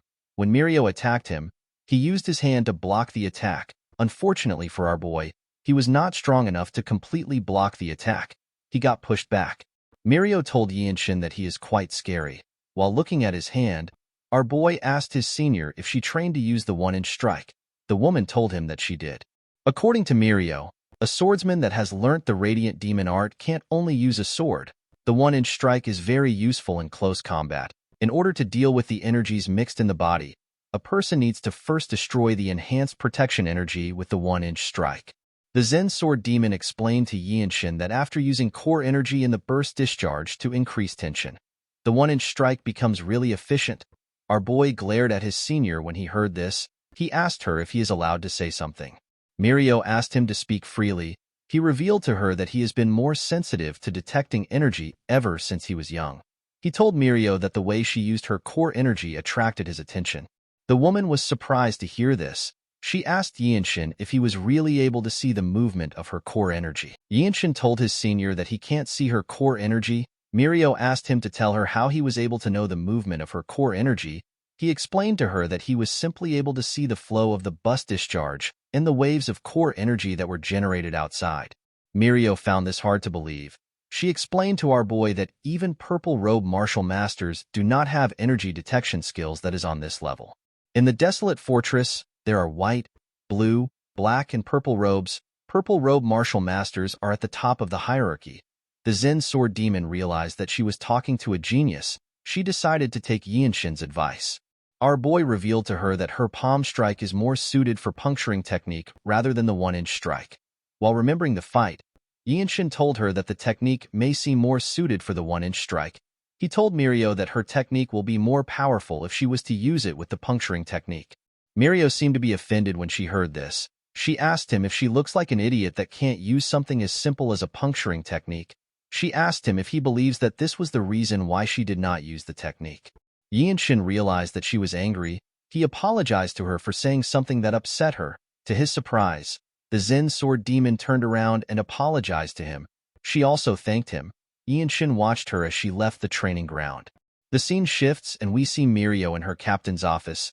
She revealed to him that Yinshin has figured out her martial arts. She asked him if he has ever told our boy about the origin of her martial arts. Majin asked the woman to stop spouting nonsense. He told her that he can never share something so important. The Zen Sword Demon was surprised to hear this. She wondered about how Yinshin understood her martial arts.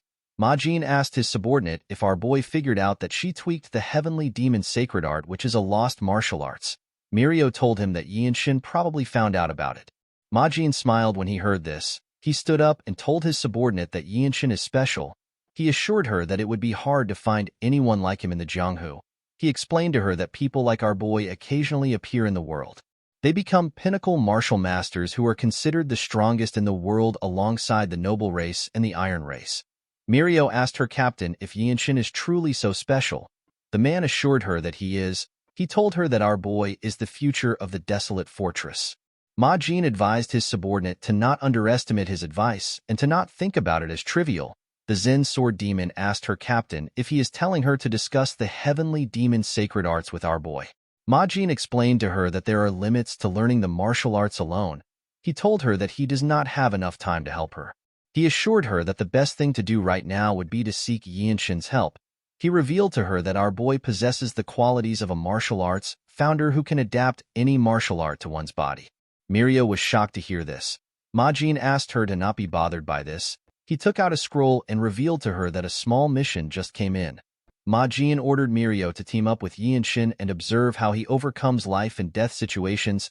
He asked her to see if Yinshin is truly special. The man assured her that our boy will become the next captain of the Radiant Demon Squad within the next 5 years. In the next scene, we see Myung, Mirio, Yinshin, and Wonchang riding their horses. On their way to their destination, the Zen Sword Demon recalled that her captain asked her to check if Yinshin is someone worthy enough to become her superior. The scene shifts, and we see the group arrive at the stage station of the Jinping County. When he came down from his horse, Wonchang complained about riding for 10 days straight. While looking at his teammates, our boy remembered what their captain told them. According to Majin, people who bring offerings to the Blood Flame cult have settled down in a village and would routinely slaughter livestock while ruining crops. The village is located in Jinping County in the south of Shaanxi. Usually, the Jinping branch would be able to deal with the issue. However, there has been an incident where the elixir of the Mount Hua sect has been stolen. Wonchang was surprised to hear this. He asked his captain if the elixir is the plum blossom pill that is on par with the Shaolin Temple's Great Revitalization pill. Majin told him that he thinks so. He revealed to him that the situation has escalated and now involves the whole Shaanxi. He explained to the team that the branch does not have spare manpower, so they asked the main branch for help. He told the group that he wants them to deal with the issue. Immediately he remembered what his captain said. Our boy thought about the Blood Flame cult. While he was thinking, someone asked them about why they are just arriving when they requested help so long ago. The person turns out to be some fat noble. The man said that he was going to act respectful to them because they are the sword of the empire. He asked them about why they were so slow. The man seemed to be disappointed that the desolate fortress sent a group of young people. He asked them if they can even deal with the enemy.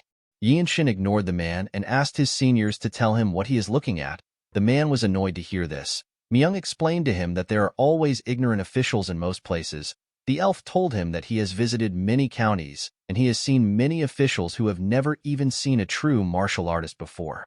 He said that such people think that the desolate fortress is their broom. The official became enraged when he heard this. He could not believe that Myung dared to speak to him so rudely. Yinshin asked Myung if he can block the official's mute acupoint. The elf asked him to go ahead. He did not want to waste his time there. The man wanted to start yelling, but our boy blocked his acupoint. The man began to sweat. He noticed that he could not speak. Yinshin told him that they do not take orders from him. While the official was struggling to speak, Yinshin and the rest of the group walked forward. While walking, Wonchang asked his friend if he also learned how to block acupoints. Yinshin told him that he did. Wonchang told our boy that he has realized that it is not respectful to call him by his name. Wonchang told his friend that he will call him Warrior Young. Yinshin referred to him as the Desolate Fortress Sacred Warrior and asked him to do as he pleases. Wonchang was quite proud of his new nickname. While they were talking, Myung placed his hand on our boy's shoulder. He reminded our boy that the Murim and the government doesn't interfere with each other. However, when it comes to the government, the Desolate Fortress gets more freedom than most martial artists because the imperial family allows it. The elf told him that it is fine if they want to mess with idiots who think they have them on a leash. Mirio moved close to them and warned Yinshin to never overdo it. Although she said this, she still commended him on his actions. While they were talking, Wonchang noticed something odd about a village far from them. He told his teammates that something is wrong there. When the group carefully looked at the village, they saw a man with red hair holding a child in one hand and a blood-stained sword in another hand. The villagers seemed to be trying to stop the man. The man raised the child and asked him to be quiet. Yinshin immediately realized that he was looking at a blood flame cultist. He quickly began to run towards the village. Before he could get far, Myung ran past him. Our boy was surprised to see how fast his senior was. He realized that this is the mobility art of the noble race. It is known as grass flutter.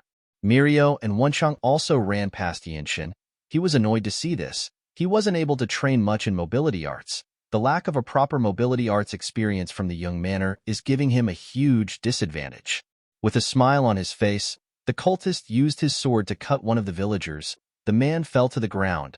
Another villager quickly rushed to check on him. Other villagers asked him to hand over the child. The man noticed that the child was crying. He asked him to shut up.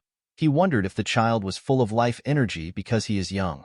While the man was yelling at the child, he heard something behind him. When he turned around, he saw Myung rushing to attack him. The cultist managed to block the elf's attack. He quickly took a defensive position. The moment he took a stance, he noticed that the child was no longer with him. It turns out that Myung took the child when he attacked him. The man took a look at the symbol on Myung's clothes. He realized that he was from the desolate fortress. He was quite shocked to see that he was a blue-robe martial master. When the cultist turned to the side, he saw Mirio. He could not believe that there were two blue-robe martial masters next to him. The man grit his teeth out of anger. He began to release a large amount of energy. Myung and Mirio immediately took a stance. To their surprise, the man jumped away after gathering his energy. The two of them did not understand what was happening. They assumed that the cultist was going to fight them. Due to how fast he was, Mirio was able to deduce that he sacrifices his own lifespan in exchange for speed. She said that the blood flame cultists are the worst. When she turned to the side, she noticed that her juniors were just arriving. The scene shifts and we are taken to an inn. Mirio told Wonchang that his overall martial arts is alright for a white robe, but his stamina is lacking. She asked him to train to improve his stamina from now on. He bowed his head and said that he will do his best. The woman turned to Yinshin and told him that his basics are surprisingly well trained. She said that it is rare to find someone like him even amongst the 9 great sects and the 8 great clans. She revealed to him that she was able to notice this when she saw him running without any techniques. The Zen Sword Demon told our boy that there is probably no one in the Radiant Demon Squad that holds a candle to him when it comes to physical abilities. She pointed at Myung and said that someone like him could never be his match in terms of physical abilities. Myung laughed when he heard this. He told Yinshin that it is actually true. He asked him not to be disappointed about not knowing any mobility arts. He took a look at our boy. He noticed that he was a bit sad. The elf stood up and asked him if he wants to learn mobility arts from him. Yinshin was shocked to hear this. He asked him if he is certain. Myung explained to our boy that he cannot teach him the martial arts of his household, even if he wants to teach him mobility arts. He told him that this mobility arts is how the noble race moves. According to Myung, people are not able to use it even if they know how it works. The elf told our boy that he thinks he might have a shot at it. Yinshin could not believe that he can learn how the noble race moves. Myung asked him not to be too happy. He revealed to him that no one in the Radiant Demon Squad was able to learn it. With a nervous look on her face, the Zen Sword Demon told her juniors that Myung has actually taught those in the squad who wanted to learn. However, no one successfully learned it. Myung gathered energy at the tip of his feet. With a smile on his face, the elf explained to him that this mobility art does not rely on anything physical. Yinshin was surprised to see how his senior gathered energy at the tip of his feet. He was certain that there were no sudden movements in his core energy. Myung revealed to him that this is simply how the noble race walks and runs. The elf began to walk on a tree. Yinshin noticed that his footsteps were quite light and he couldn't sense his presence. Our boy could tell that his senior was not using core energy. Instead, it was something similar to core energy that was supporting his body. After looking around, Myung carefully jumped down from the tree. Even when he was coming down, he looked like a leaf falling from a tree. With a smile on his face, Myung asked his junior if he understood the technique. Our boy explained to him that he is thinking of what he can do to use core energy to create wind. He told him that he does not have authority like the noble races. Myung was shocked to hear this. He asked Yinshin if he was able to tell that it is the energy of nature just by watching it once. Our boy asked his senior if this wasn't the reason he showed him the technique. The others did not even know how they were supposed to react to this. Yinshin thanked his senior for providing him with some good ideas. Our boy began to think of ways to recreate this mobility art. Mirio and Myung were shocked to see this. Wonchang realized that this was going to take a lot of time. He turned around and said that he will get them a place to stay. Later in the night, we see Yinshin meditating. He was thinking about the energy of nature. After thinking for a while, Yinshin released some energy. Outside the inn, we see Myung sleeping on a sleeping bag which he attached to the tree. While sleeping, the elf hears someone open the door. When he looked down, he saw our boy. He stepped out and stood in the middle of the place. He looked down and gathered energy at the tip of his feet. Myung was shocked to see our boy using the mobility art of the noble race. In the next scene, we see Wonchang training outside. He seemed to be sad. He could not believe that Yinshin had only been there for a month, and he had already learnt the noble race's mobility art. Myung explained to him that our boy has the qualities of a martial arts founder. He revealed to him that even their captain could not learn the mobility art. He eventually chose to focus on his own mobility art. Mirio remembered what her captain said to her when she heard this. She remembered that Ma Jin asked her to see if Yinshin is qualified to be her superior. While she was thinking, Wenchang asked her if it is alright for them to send our boy out alone. Mirio reminded him that the cultists are people who got scared and hid for a month. She told him that it is simply a reconnaissance mission. She believed that Yinshin is enough for the mission. The scene shifts and we are taken to the mountains. We see Yinshin running with his mobility art. He noticed that his body was much lighter. The proportion of speed and the amount of effort he is using cannot be compared to what it was previously. His body felt amazing. While searching the mountains, our boy finds a cabin. After discovering the hideout of the cultists, Yinshin decided to return back to the inn in order to inform the others. Before he could leave, he saw something horrifying. He saw a cultist drinking a child's blood. The man was sucking the boy's blood through his neck. Our boy became extremely mad when he saw this. He watched the man sink his teeth into the child's skin. While he was drinking the boy's blood, the cultist noticed something odd. He saw someone standing in front of him. The person turns out to be our boy. The man placed the child down and grabbed his sword. He asked Yinshin for his identity. He quickly realized that our boy was from the desolate fortress because of his outfit. He smiled when he realized this. He grabbed his sword hilt and asked our boy if he is alone. Yinshin did not respond to him. The man assumed that he was correct. He called our boy a fool. He could not believe that he came alone even though he is a white robe. He asked Yinshin to blame his own bad luck.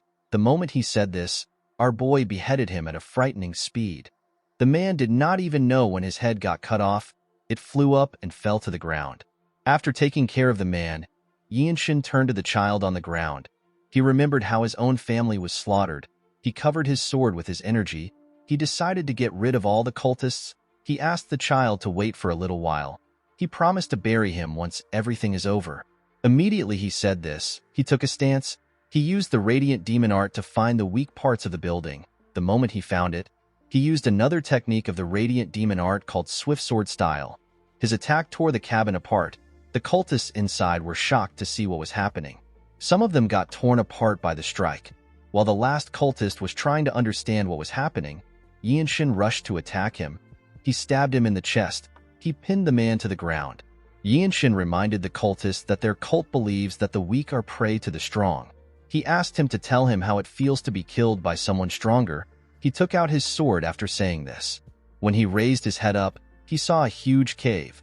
The cave was hidden behind the cabin.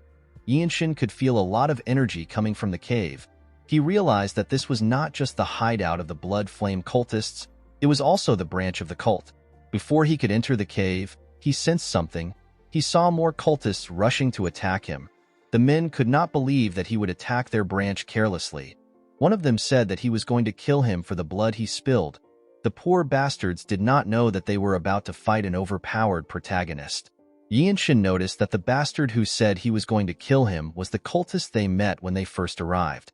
The cultist also recognized our boy. He promised to make him pay with his blood. The moment he heard this, Yinshin rushed to attack the men. He went into their midst. He used his sword to attack them at a speed which they could not react to. The cultists did not even know what happened to them. They all got torn apart without any resistance. Our boy watched their blood splash all over the place. Immediately, he took care of the men. A much more sinister energy was released from the cave. Someone said that he never expected a white robe to cause a ruckus in a place like this. Yinshin noticed that a man was coming out of the cave. He could tell that the cultists on the ground do not have such a dreary energy. Our boy was surprised to feel the energy the man was releasing. He could tell that this man was on a completely different level compared to those he had fought so far. This man was quite huge, and he had blood-red eyes. Yinshin had heard that when a part of a person's body returns to what it used to be, it means that the person has reached the level of being able to refine their core energy. Our boy realized that this is the strongest person that is in charge of this place. He is the branch leader. People like him are called Blood Master Swordsmen in the Blood Flame cult. The cultist took out his blade. With a creepy smile on his face, he told Yinshin that he will use his pain to strengthen his blood. Our boy became nervous when he heard this. Blood Master Swordsman is the title given to the Blood Flame cult's branch leaders, to the normal person or to their subordinates. These people are almost like death gods, and there aren't many martial masters who possess the prowess to kill them. Yinshin and the man glared at each other. Our boy covered his sword with his energy. He decided to go all out before the man gets close. Our boy realized that he was able to win in the past because he launched a barrage of attacks before his opponent could respond. He quickly took a stance. The man smiled when he saw this. He told him that the title of the Desolate Fortress has made him too arrogant.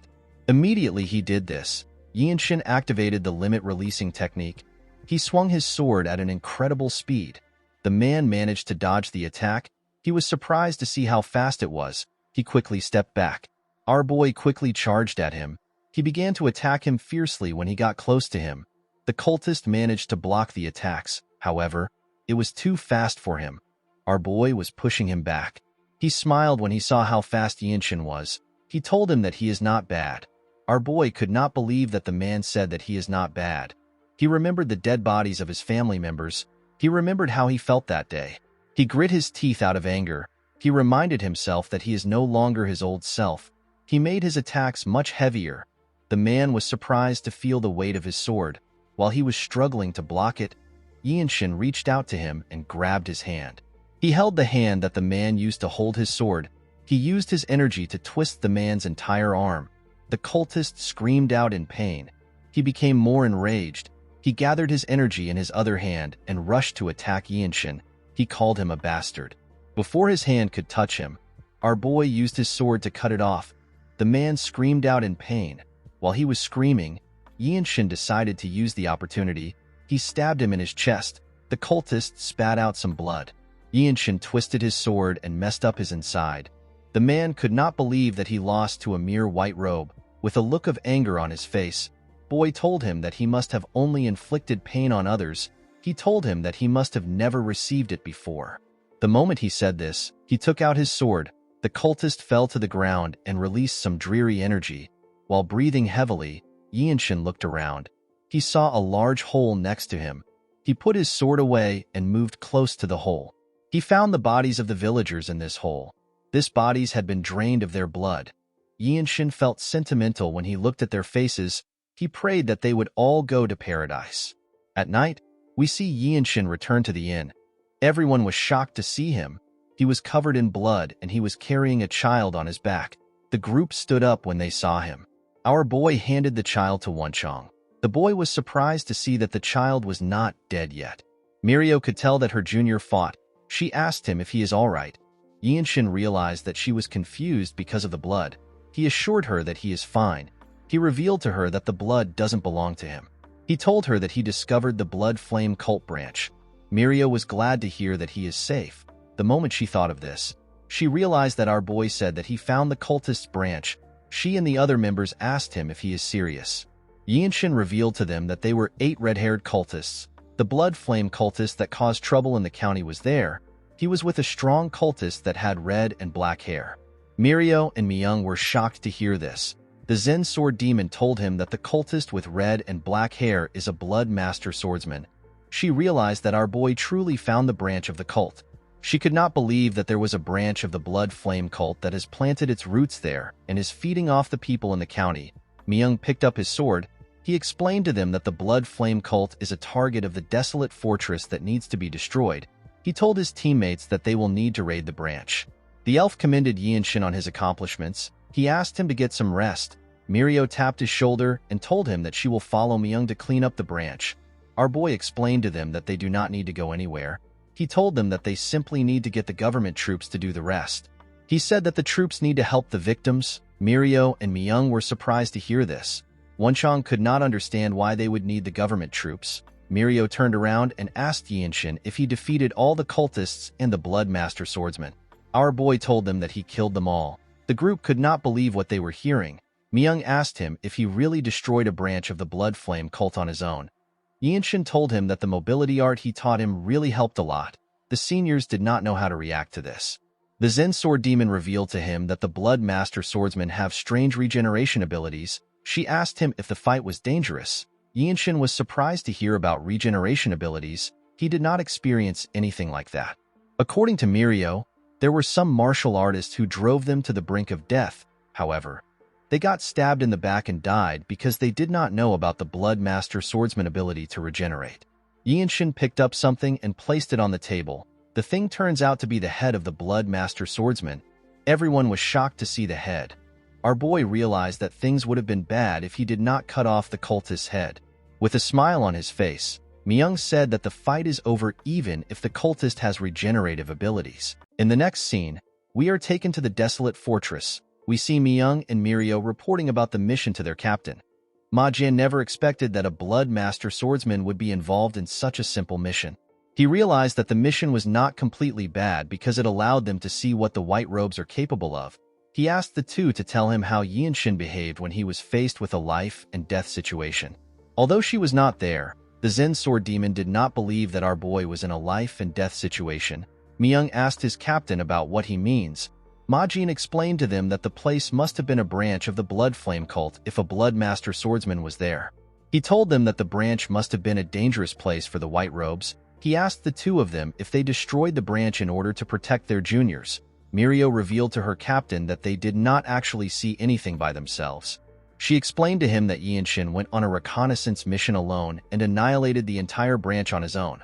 Ma Jin was shocked to hear this. With a nervous look on his face, he asked her if Yinshin went to the branch alone and killed all the Blood Flame cult members, including the Blood Master swordsman. Myung told him that he did. Ma Jin became more nervous. This result was much different from what he expected. The scene shifts and we are taken to our boy's room. We see him looking at the city from his window. Wonchong was happy to be back inside his room. He never knew that he had grown attached to the place. He turned to Yinshin and asked him if he noticed that the atmosphere was a little electric when they returned. Our boy realized that he was right. He told his friend that the people were having a festival. Wonchong told him that he is wrong.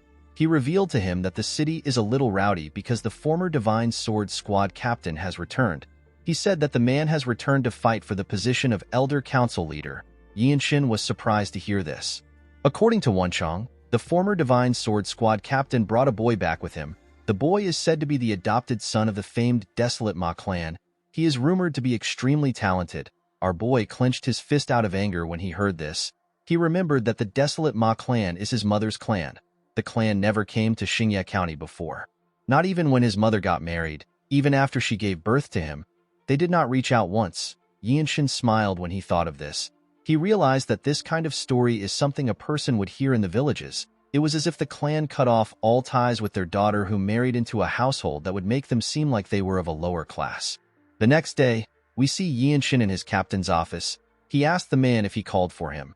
Ma Jin stared at our boy. He noticed that his energy was different. He found it amazing that his energy had changed again. He could tell that Yinshin did not annihilate an entire branch of the Blood Flame cult by luck. Our boy did not understand why his captain was just staring at him. Ma Jin stood up. He revealed to him that the fortress master wants to see the two of them. Our boy was surprised to hear that she wanted to see him. He quickly followed his captain. He asked him if there has been any instances where she would ask to meet white robe warriors after their enlistment meeting. Ma Jin told him that it has never happened before. Yinshin did not know how to react to this. When they stepped outside, we see several blue robe warriors greeting Ma Jin. The blue robes noticed that the lightning genius was with Ma Jin. They had heard about how he killed a blood master swordsman. They could not believe that such a young boy would be so skilled. As they walked forward, Ma Jin told Yinshin that it is natural for others to be paying attention to him. He explained to him that he is now considered a martial master in the desolate fortress because he is able to destroy a blood flame cult branch by himself. Our boy accepted his captain's explanation. Although the blue robes were impressed with his achievement, Yinshin did not think much of it. His concept of time was much different from theirs. He does not have the luxury of time. If he wants to live, he must become as strong as a divine sword captain before he turns 20. He needs to advance from white to blue and surpass black robes like his captain to become someone capable of leading 17 squads like the Radiant Demon Squad as a purple robe divine squad sword captain. The scene shifts and we see Yinshin and Ma Jin arrive at the door of the fortress master. Before his captain knocked on the door, our boy hears the fortress master tell someone that she heard he has a grandchild. The person said that the blood of a lowly place cannot flow far. Ma Jin knocked the door when he heard this. The person said that he will be glad if his grandchild doesn't bring shame to the Ma clan. Yinshin was surprised to hear this. The person said that the child next to him is his successor. Although the boy was not from the main family, he was still exceptionally talented. Immediately the man said this. Yinshin and his captain stepped in. They saw the fortress master, an old man and a young boy. Yinshin noticed that the fortress master was staring at him. Ma Jin put his hand together. Our boy was surprised to see this. He remembered that he was supposed to greet the fortress master. He quickly joined his captain in greeting the fortress master. Our boy realized that this man was the former Divine Sword Squad captain. He is a purple-robe martial master that is stronger than Ma Jin. The old man turned to him and asked him if he is the lightning genius from the Radiant Demon Squad. He introduced himself as Ma Yanjiak. He said that he used to lead the Divine Sword Squad. He explained to our boy that he told the fortress master that his grandson wants to see a martial master that is his peer. Yanjiak told our boy that it is nice to meet him. Upon hearing this, Yinshin realized that this man doesn't know who he is. He carefully looked at the fortress master. Yanjiak told Yinshin that he heard about him recently. He noticed the energy which he was exuding. He told our boy that the rumors don't do him any justice. He did not expect Yinshin to be so accomplished. He found it hard to believe that he had attained so much at such a young age. Our boy put his hands together and greeted his grandfather. He introduced himself as young Yinshin of the Radiant Demon Squad. Yanjiak was surprised to hear our boy call him grandfather. Ma Jin and the young man were also surprised. The fortress master actually smiled. She seemed to be enjoying the show. Yanjiak asked him about what he is talking about. The moment he said this, he realized that our boy said that his surname is Young. He could not believe that he was looking at his grandson. He wanted to ask him again to confirm. Yinshin simply greeted him again. Ma Jin was more shocked than anyone. He asked our boy if he is truly his sister's son. Yinshin did not know what he was talking about. He could not believe that his captain is his mother's brother and his uncle. He apologized to Ma Jin for not greeting him as his nephew. He explained to him that he is not very sure about the clan relations on his mother's side. He revealed to him that even the people in his father's clan which has been destroyed have pretty much given up on him. Ma Jin and Yanjiak were shocked to hear that the young manor has been destroyed. Yanjiak asked him if he is certain about what he is saying. Due to their reactions, Yinshin could tell that they did not know that the young manor has fallen. Yanjiak turned to the fortress master. He asked her if he can speak to his grandson alone. Yinshin was surprised to hear this. Before the fortress master could respond, our boy stepped forward. He told his grandfather that his mother is not a member of their clan. He told him that he does not belong with them. He explained to him that he respects his accomplishments as a warrior of the desolate fortress. He told him that he is uncomfortable with having any other personal conversations. Yanjiak was surprised to hear this. With a smile on her face, the fortress master told the lightning genius that she likes his spirit. The young man said that he will not acknowledge Yinshin. He did not want to acknowledge someone like our boy as a direct descendant of his grandfather. He turned to Yanjiak and told him that Yinshin is not supposed to show such disrespect to the former Divine Sword Squad captain. The old man did not seem to be listening to him. He was still surprised that he was looking at his biological grandson. Yinshin realized that this idiot has forgotten that he is in the presence of the fortress master. He told him that he does not need his acknowledgement. He tapped his emblem and told him that he is not from the Ma clan. He said that he is the lightning genius of the Radiant Demon Squad. Our boy smiled when he said this. The idiot was annoyed to hear what he said. He turned to Yanjiak and asked him to allow him to have a duel with Yinshin. He said that he will prove that our boy is not worthy of being his blood relative. With a cold gaze in his eyes, Yinshin told him that he has no reason to agree to a duel. He explained to him that if he requests a duel for learning, he will accede to it. He said that he has no need to prove his value to their clan. The idiot was annoyed to hear this. Yinshin noticed that the idiot has 2 gauntlets tied to his clothes. He realized that the boy learnt the fist strikes of the Ma clan. The fortress master asked them to stop talking. She said that Yanjiak is an old-time friend who journeyed with her for a long time and Yinshin is a promising subordinate. She told them that any conflict between the two of them will put her in a tough spot. She asked them to settle the issue like martial artists. She asked them to bet what they want from each other. The fortress master knew that the duel was of no benefit to the lightning genius. She promised to grant him a request no matter the outcome of the duel. Our boy was surprised to hear this. He asked her if she will even grant him the item he wants. She told him that it is not possible for now. She explained to him that even his grandfather cannot get the item because he has already received a different reward for his contribution as the Divine Sword Squad captain. She revealed to Yinshin that she can actually teach him one of her vital energy techniques. Everyone was shocked to hear this. They could not believe that our boy has the chance to learn martial arts from someone known as the strongest in the world. The young man was also happy to hear this. He also wanted to learn the martial arts of the fortress master. Yinshin realized that this boy was going to learn martial arts from the fortress master instead of following Yeonjiak's will if he wins. He could not believe that his mother's clan would take in this selfish person as a successor. He decided to accept the duel. The scene shifts and we see everyone at a training ground. The fortress master told the boys that they have the whole place to themselves. She asked them to do whatever they want. Yinshin noticed that the boy wore his gauntlets. He smiled as he cracked his knuckles. Our boy ignored him and turned to the side. He saw his grandfather and his uncle. He told himself that the Radiant Demon Squad is good enough for him right now. He said that he does not need the Ma clan. He took a stance and stretched out his hand. He asked the boy to bring it on. The boy was annoyed to hear this. He called Yinshin a bastard. He quickly rushed to attack him. Our boy managed to block his attack by gently moving his hand. The boy's punch created a lot of pressure when he passed him. He turned around and smiled at Yinshin. Due to the fact that the boy had more energy than him, our boy was able to deduce that he has consumed a lot of elixir. With a smile on his face, the boy clenched his fist and gathered his energy. Yinshin quickly activated the limit-releasing technique. The young man began to attack him more aggressively. Yinshin easily dodged the attacks with one hand at his back. The boy became annoyed. He gathered his energy and attacked again. He asked our boy to tell him why he is not using his sword. Yinshin pushed his hand away. He told him that he is not using his sword because his fist strike techniques are good. The boy became more angry when he heard this. He gathered his energy in his legs. He managed to crush the ground with his energy. He charged at our boy with his hand covered with his energy. Yinshin was not surprised to see the boy close to him. He used his hand to block the attack. The attack only pushed him back slightly. He gently landed on the ground. The young man was shocked to see that his attack did not connect. Yeonjiak was also shocked to see how skilled his grandson was. Ma Jin was not surprised at all. The fortress master smiled when she saw how the fight was going. Yinshin smiled when he landed. He told the boy that he has thought of a strong fist strike technique. He took a stance and said that the fight will come to an end by the count of 10. The boy was annoyed to hear this. Yeonjiak understood that his grandson was talented, but he did not expect him to try to end the fight in 10 moves. Ma Jin explained to his father that he has misunderstood our boy.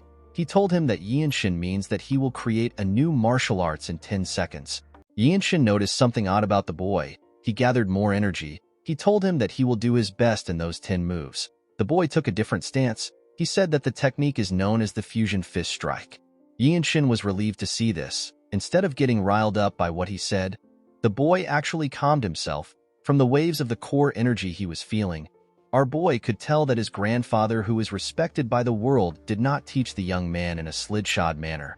Yinshin asked the boy to use whatever strike he wants. He told him that he is also allowed to use a palm strike if he wishes. He asked him to simply do his best.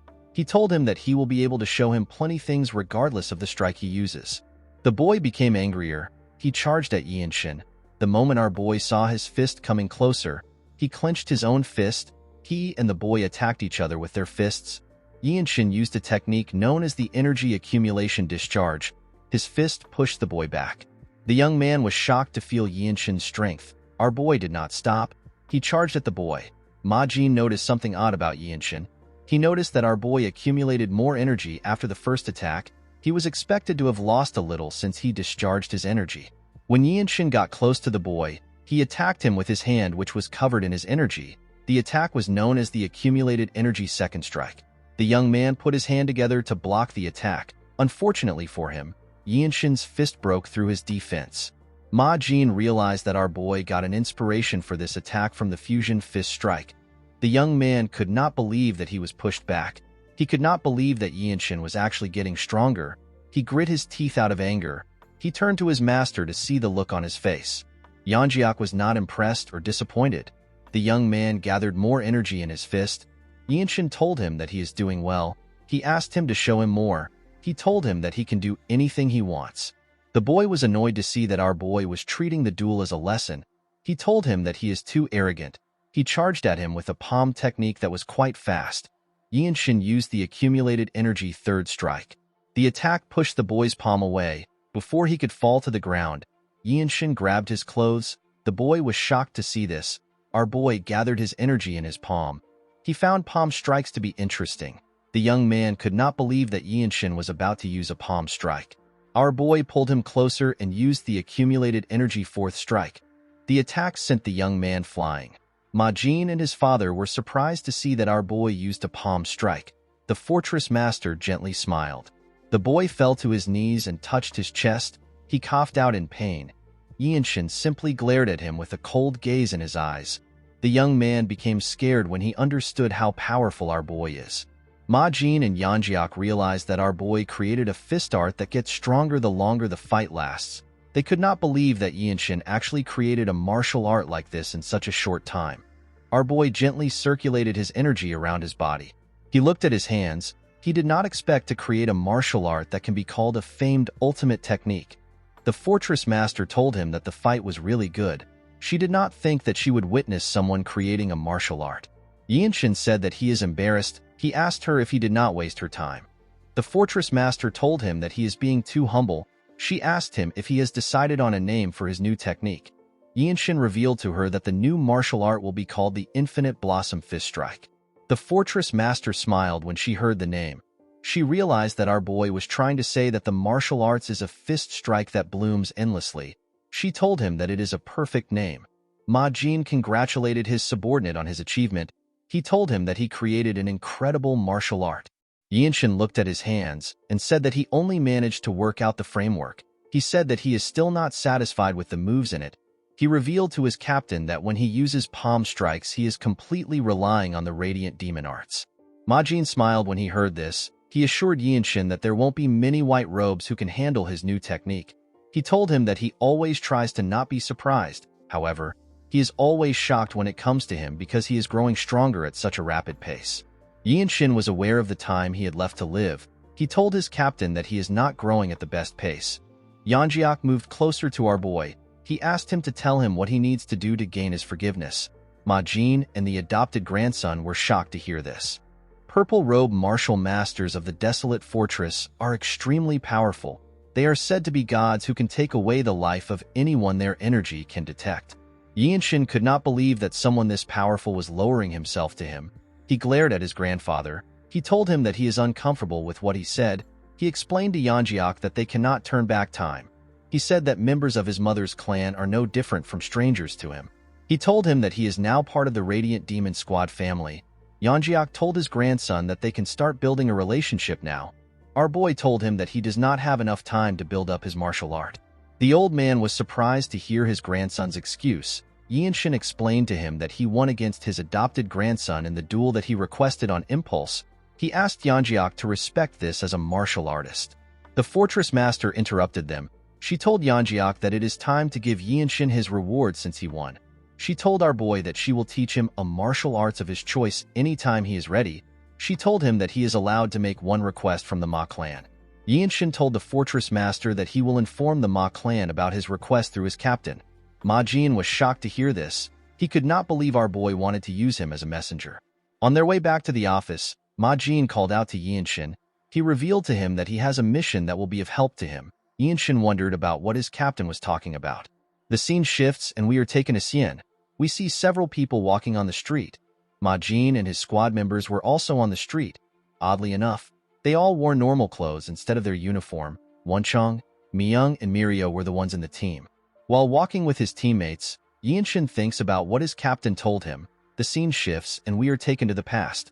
Ma Jin mentioned something about the plum blossom pill. According to him, the pill is an elixir of the Manhwa sect that's considered a treasure in the Murim. The Manhwa sect has lost this pill, so numerous sects and martial artists have started looking for this pill. Yinshin asked his captain if they are all scrambling for the elixir. Ma Jin said that they are. He revealed to our boy that they will be accompanying the Manhwa sect to search for the elixir. He said that they actually have an important reason for searching for the elixir with them. He told Yinshin that they are doing it to reduce the number of casualties during the search. Our boy realized that he will be able to use his sword and experience a real fight in this big conflict. Ma Jin told him that he is correct. He assured him that the mission is going to be helpful to him. He explained to our boy that it will be a good opportunity for him to face off against all sorts of famed martial artists. He told him that the amount of things he would learn and grow by fighting will be incomparable to when he trains alone. The scene shifts and we are taken back to the present. Wencheng said that he feels bad. He could not believe that they can't wear their uniform because they cannot reveal that the desolate fortress is helping the Manhwa sect. Ma Jin smiled when he saw the look on the man's face. When they arrived at the entrance of the building, a man and his group stepped out. The men seemed to be leaving. The man seemed to recognize Ma Jin. He realized that this were the martial masters from the desolate fortress. He told them that they have been waiting for them. Wenchang and Yianshin noticed the plum blossom emblem on the man's clothes. They realized that they were looking at the Mount Hua sect members. The man greeted Ma Jin. The captain put his hand together and greeted the man known as Sage Cheonju. Yianshin had heard of this man. Sage Cheonju is the leader of the Plum Blossom Swordsmen and one of the top martial masters. In order to match his status, a black robe like Ma Jin had to be involved in the mission. Just by looking at him, Yianshin was getting the same feeling he had when he first met his captain. Cheonju greeted the Zen Sword Demon. He referred to Myung as the Azure Demonic Swordsman. He told Ma Jin that he already knows who they are.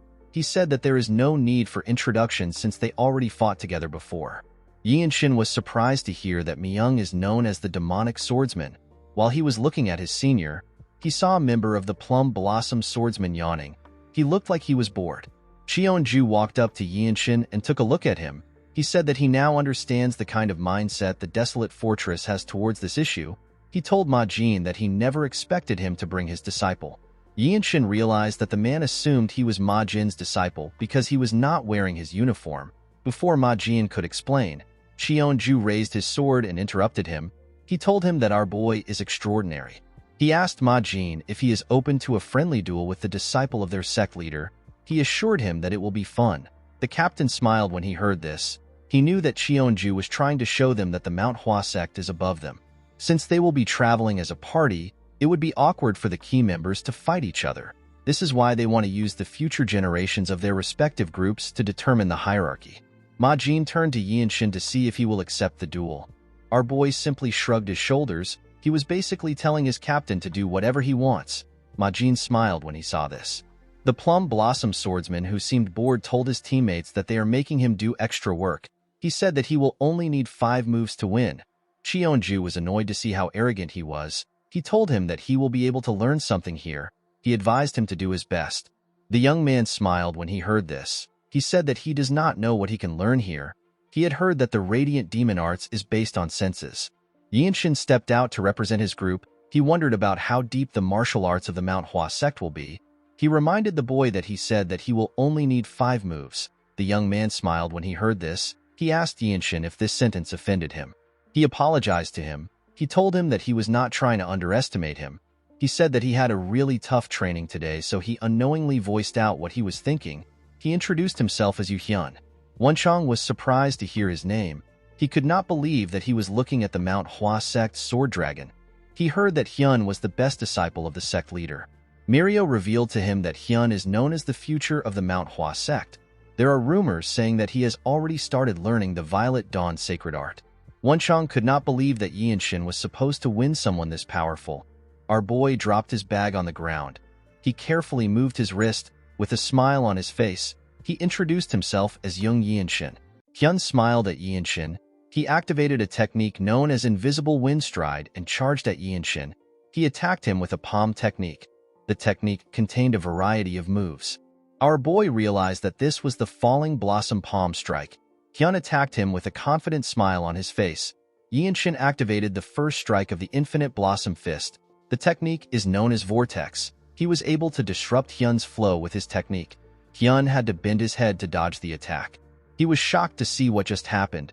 He wondered about what created this force. Yianshin quickly charged at the boy. When he got close to him, he covered his leg with his energy. He hit the ground with a lot of strength. He attacked Hyun with his second strike. The technique is known as the Formidable Wall. The boy had issues deflecting Yianshin's attack with the Falling Blossom Palm Strike. Our boy realized that the Falling Blossom Palm Strike of the Mount Hua sect is sufficient enough to become the inspiration for the third strike of the Infinite Blossom Fist Strike. He asked Hyun to play a little longer with him. He told him that he wants to end the fight in 10 moves. Hyun was annoyed to hear this. Our boy took another step forward. He clenched his fist and gave Hyun a punch that sent him flying. Yianshin did not give the boy the time to rest. He closed the gap between himself and Hyun. He gathered a large amount of energy in his fist. His energy looked like a flower that was about to blossom. He landed multiple punches all over Hyun's body. The boy screamed out in pain. He fell to the ground and rolled over. The members of the Manhwa sect were shocked to see what happened. Yinshin took a look at his fist. He realized that he can use the last attack as his third strike. He decided to name the third strike the Flower Strike. Yinshin noticed that everywhere was quiet. When he looked up, he saw everyone staring at him. They were all shocked by what they just witnessed. They could not believe that the talented disciple of the Manhwa sect lost after 3 moves. They wondered about who our boy was. Cheonju was annoyed to hear what they were saying. He ordered one of his sect members to get Hyun. A huge man stepped out and carried the boy on his shoulder. Cheonju turned to Ma Jin. He told him that the desolate fortress has been raising a dragon. He asked him if the desolate fortress still wants to gain more control of the Murim. The captain said that he is overreacting. He told him that the desolate fortress won't do anything as long as no harm comes to the people of the country. Cheonju asked him to stop using excuses that make sense. He turned to our boy and called out to him. He told him that he had a good martial arts performance. Although Yinshin's last attack was similar to the Falling Blossom Palm Strike, Cheonju could tell that it was completely different. He knew that there was no way Yinshin had learned any martial arts of his sect. He told our boy that he never expected that there would be a martial arts similar to theirs. He said that the duel will provide enough motivation for their sect leader's disciple who has gotten lazy in his training. He told Yinshin that the Manhwa sect will welcome him as a guest if something causes him to leave the desolate fortress. Ma Jin and the rest of his group were shocked to hear this. Ma Jin turned to the sage. He told him that he has crossed the line. Cheonju raised his hand to show that he understands. He admitted that he got ahead of himself due to his greed. He apologized to Ma Jin. He told him that he couldn't help himself because there is a brilliant talent in front of him. Someone called out to Yinshin through telepathy. Our boy was surprised to hear a voice in his head. The person turned out to be Mirio. The Zen Sword Demon told him that he looks like he is having trouble standing. Yinshin smiled when he heard this. He revealed to her that he used up all his core energy in his last attack. The Infinite Blossom Fist Strike uses burst discharge in all its stances. This is why it consumes a large amount of inner energy. Our boy realized that he still needs to use a sword when fighting for real. The scene shifts and we are taken to an inn. After Yinshin explained the situation to his seniors, Myung told him that he needs to open up his center energy core quickly. Our boy was surprised to hear this. Myung explained to him that he needs to make up for his lack of inner energy with stamina. Yinshin asked him about how this was related to his center energy core. Mirio realized that he did not know that this was the function of the center energy core. According to the Zen Sword Demon, the center energy core possesses an efficacy that even the upper Dantian, which is said to house the divine in the mind, cannot bestow. She told Yinshin that it will give him a more robust inner energy. Our boy found this weird. Mirio explained to him that it simply means that there is higher efficacy. She asked him if he has heard of martial masters who don't get tired even after fighting for 7 days and nights. Yinshin told her that he has. Mirio explained to him that the masters are able to do this because they train their center energy core. It stabilizes the core energy and allows them to use energy-draining skills multiple times. Even if they are hit by a powerful attack, their energy flow will not get disrupted most of the time.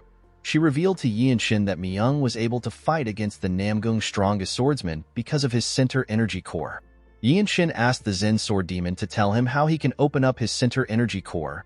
The woman told him that it will naturally open as he trains his lower energy core over a period of time. She advised him to circulate energy revolving around his upper body. Yinshin referred to her as senior and asked her if there is a faster way of getting the center energy core. Mirio was shocked to hear this. She gently smiled. She could not believe that our boy called her his senior. Yinshin did not understand why she was smiling. In the next scene, we are taken to a restaurant. We see everyone turn to Mirio when she screamed the name of the battle maniac. Even Wenchang wondered why she was overreacting. Ma Jin told his squad that the battle maniac is the culprit of this incident. He is a notorious thief based north of the Yangtze River. Ma Jin said that the battle maniac was also the one who stole his martial arts manual. He said that this case actually worked out great for him. Wenchang asked the Zen Sword Demon if a thief stole their martial arts manual. With a serious look on her face, Mirio said that they had a situation in the past. Ma Jin announced to his squad that they will start destroying all the unorthodox factions signboard within Shangxi with any connections to the battle maniac. Wenchang asked his captain about what the Manhwa sect will be doing while they are doing this. Ma Jin explained to him that while they draw the attention of the unorthodox factions, the Manhwa sect will secretly infiltrate them and check out their location. Wenchang was surprised to hear the plan. Yinshin asked his captain if they have any justification to destroy the signboards of the unorthodox factions. Myung smiled when he heard this. He realized that his junior did not know much about unorthodox martial artists. He explained to him that the Empire does not recognize the existence of the unorthodox factions. These factions even dare to collect taxes in the Empire's territory. The Empire determines whether a group is orthodox or unorthodox through a very simple method. They base it on whether the people offer money to the factions willingly or if their money is getting stolen with a blade pointed to their face.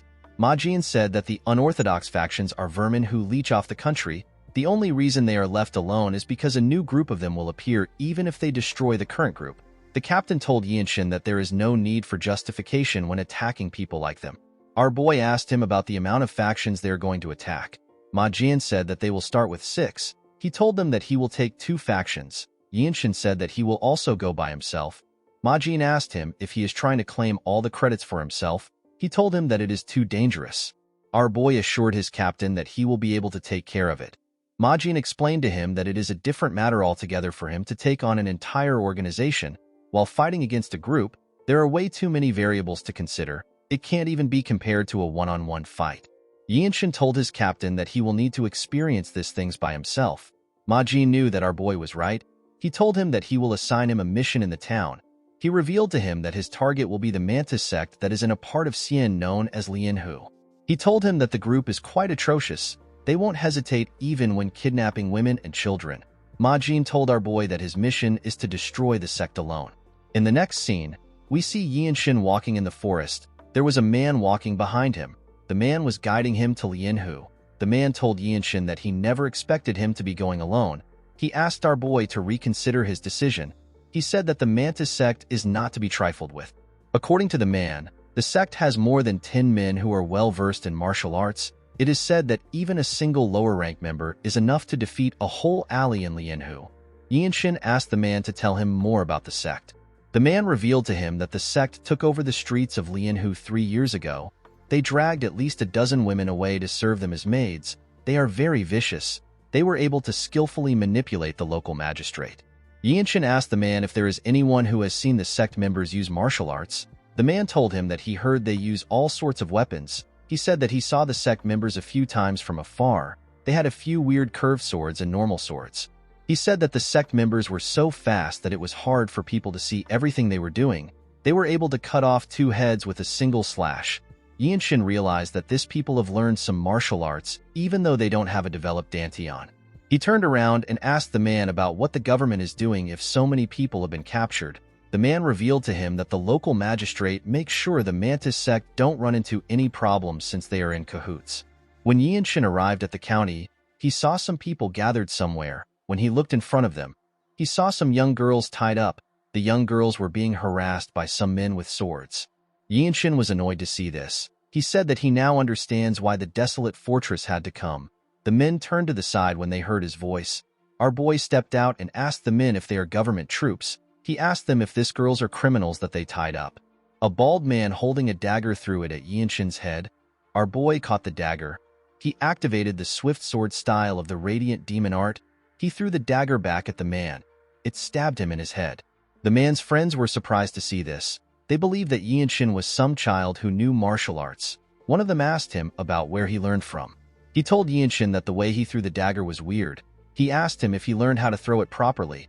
A man in green clothes stepped out. He said that Yinshin was really fast. He asked him for the name of the martial arts he just used.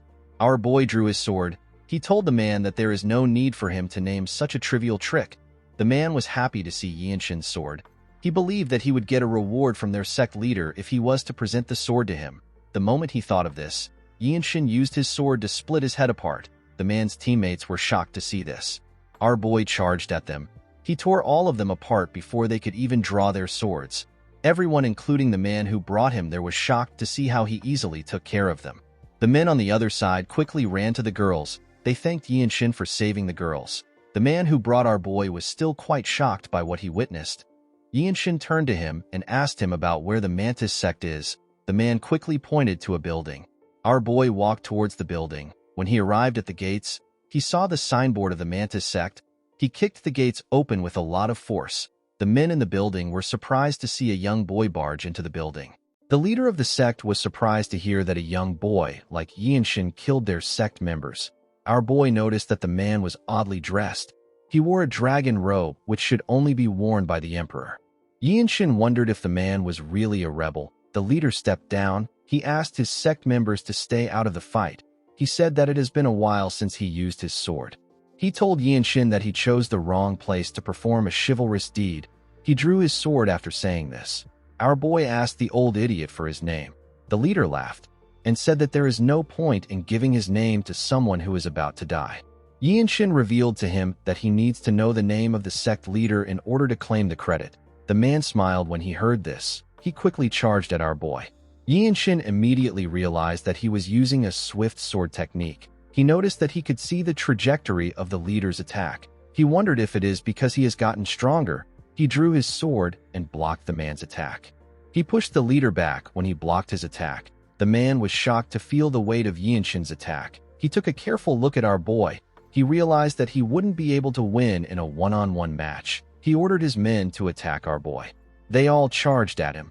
Yinshin carefully looked around to see the amount of men rushing towards him. He did not seem to be bothered. The men attacked him at the same time. Our boy easily dodged their attacks. He cut one of them down and turned around to block an attack. Some men tried to attack him from behind as he did this. Yinshin easily tore the men apart before their swords could touch him. They did not even know when they got cut down. Our boy looked around as he fought. He noticed that he could see the trajectories of all their attacks. He decided to attack them. He moved into their midst and struck them before they could attack him. He moved forward and continued to cut down the people in front of him. He tore apart the people around him and jumped out of their midst. He landed in front of the leader. The man was shocked to see Yinshin. All he could see behind him was the blood of his members everywhere. He was shocked to see the amount of people our boy killed. Yinshin remembered that he was asked to subdue the leader in front of the whole sect. He gathered his energy in his sword. He decided to think of the sword in his hand as a fist. He took a step forward and activated the second step of the Infinite Blossom Fist strike, known as the Formidable Wall. The technique gave him a large amount of force to jump. The sect leader did not know when Yinshin got above him. Before he could make a move, our boy swung his sword and cut him down. His sword literally cut through the man. It split his body apart. The poor bastard fell to the ground. Yinshin announced that he will destroy the Mantis sect signboard. He turned around and glared at the sect members after saying this. The men were horrified to see the look in his eyes. One of them asked his teammate to get the master swordsman. Yinshin was surprised to hear this. He asked the man if he is referring to a blood master swordsman. He asked him if the blood flame cult is the one behind them. The men did not know what to say. Our boy grabbed the man who asked his teammate to call the master swordsman by his neck. He pushed him down and asked him to speak. The man revealed to him that the master swordsman is probably sleeping in the side building. Yinshin found this weird. He knew that a real blood master swordsman would have detected a fight on this scale. While he was thinking, someone threw a sword covered in energy at him. Our boy managed to block the sword. The sword got shoved into the ground. Someone jumped above Yinshin and landed next to the sword. He picked his sword. He told our boy that he is really skilled. He told him that he never expected him to sense his attack. Upon seeing the black and red hair which the man possessed, Yinshin realized that he is a blood master swordsman. The scene shifts, and we are taken to the past. We see our boy talking to his captain. He asked his captain to tell him what he needs to do to become a blue-robe warrior. Ma Jin smiled when he heard this. He revealed to Yinshin that he needs 5 of something. He told him that he needs to slay about 5 blood master swordsmen to go up in the ranks. He told him that he can become a blue-robe warrior regardless of his age. Yinshin could not believe that another master swordsman was in front of him. He told the man that he is lucky. The cultist did not understand what he was talking about. With a condescending look in his eyes, our boy said that he has 3 left to go. The cultist noticed that Yinshin released his energy. He quickly took a stance. Our boy gathered his energy around his leg. He crushed the ground with his leg. He charged at the man at a crazy speed. The cultist managed to block the attack, but it pushed him back a bit. Yinshin knew that he had to end the fight now. He knew that this cultist was the center of the Mantis core.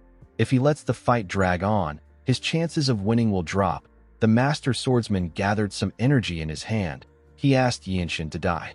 Before his hand could touch our boy, He activated a technique of the infinite blossom fist strike known as Vortex. A large amount of energy gathered around his sword. The energy was spinning fast. Our boy stabbed the master swordsman in his chest. The master swordsman was annoyed to see this. He tried to move his hand. Yinshin took out his sword from his chest. He told the cultist that he won't be listening to his last words. The moment he said this, he beheaded him with a clean strike. The Blood Master swordsman did not stand a chance. The rest of the sect members were shocked to see what just happened. They quickly realized that the sect was done for. Yinshin released his energy. He advised them to not try to run away. He glared at them intensely. The men were horrified to see the look in his eyes. In the next scene, we see the people of the town thanking Yinshin. They could not believe that he got revenge for them. The man who guided him to the town was holding a child in his arms. With tears in his eyes, he thanked our boy for his efforts. He told him that he has brought peace to his dead daughter. Yinshin did not expect to see the man holding his dead child. He asked the man about how things got this bad.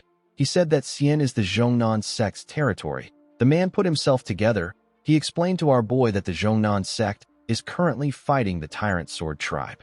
Our boy was surprised to hear this information. The man revealed to him that all the martial arts schools under the Zhongnan sect have gone up to Mount Zhongnan. In the next scene, we see Yinshin walking back to the inn. He was holding a sack. While walking, he thought about what his guide said. He realized that the Zhongnan sect will need to risk their lives if they are up against the Tyrant Sword tribe. It is not a fight that will end with 1 or 2 martial masters dying. Yinshin thought about his niece and his elder brother who are at the sect. He realized that he needs to go to Zhongnan. The 13 Skies is an unorthodox group that rules over the unorthodox faction. The interference of the Desolate Fortress is a necessity. Our boy told himself that he can get a lot of credits by taking the heads of the martial masters of the Tyrant Sword tribe. He believed that his captain would allow him to go there. While he was thinking, Yinshin stopped walking. He asked someone if they have found traces of the battle maniac. The moment he asked this question, 2 people raised their heads out of the bush. They ran to our boy. The people turned out to be Cheonju and Hyun. Cheonju said that the battle maniac wasn't at the Mantis sect. Yinshin said that it is a pity. Cheonju commended him on his fight. He told him that it was a splendid display of martial arts. He told our boy that he is the future Radiant Demon Squad leader. He disregarded this statement. He told Yinshin that he can even become the Divine Sword Squad leader. He turned to Hyun and said that this will widen their sect's horizon of knowledge. The boy knew that the man was trying to tell him to work harder.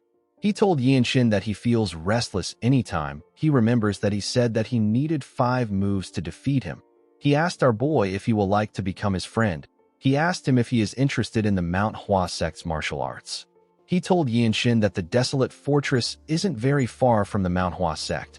Our boy was not very interested in what Hyun was saying. He told the boy that he does not have any matters to attend to at the Manhwa sect. Hyun was shocked to hear our boy's response.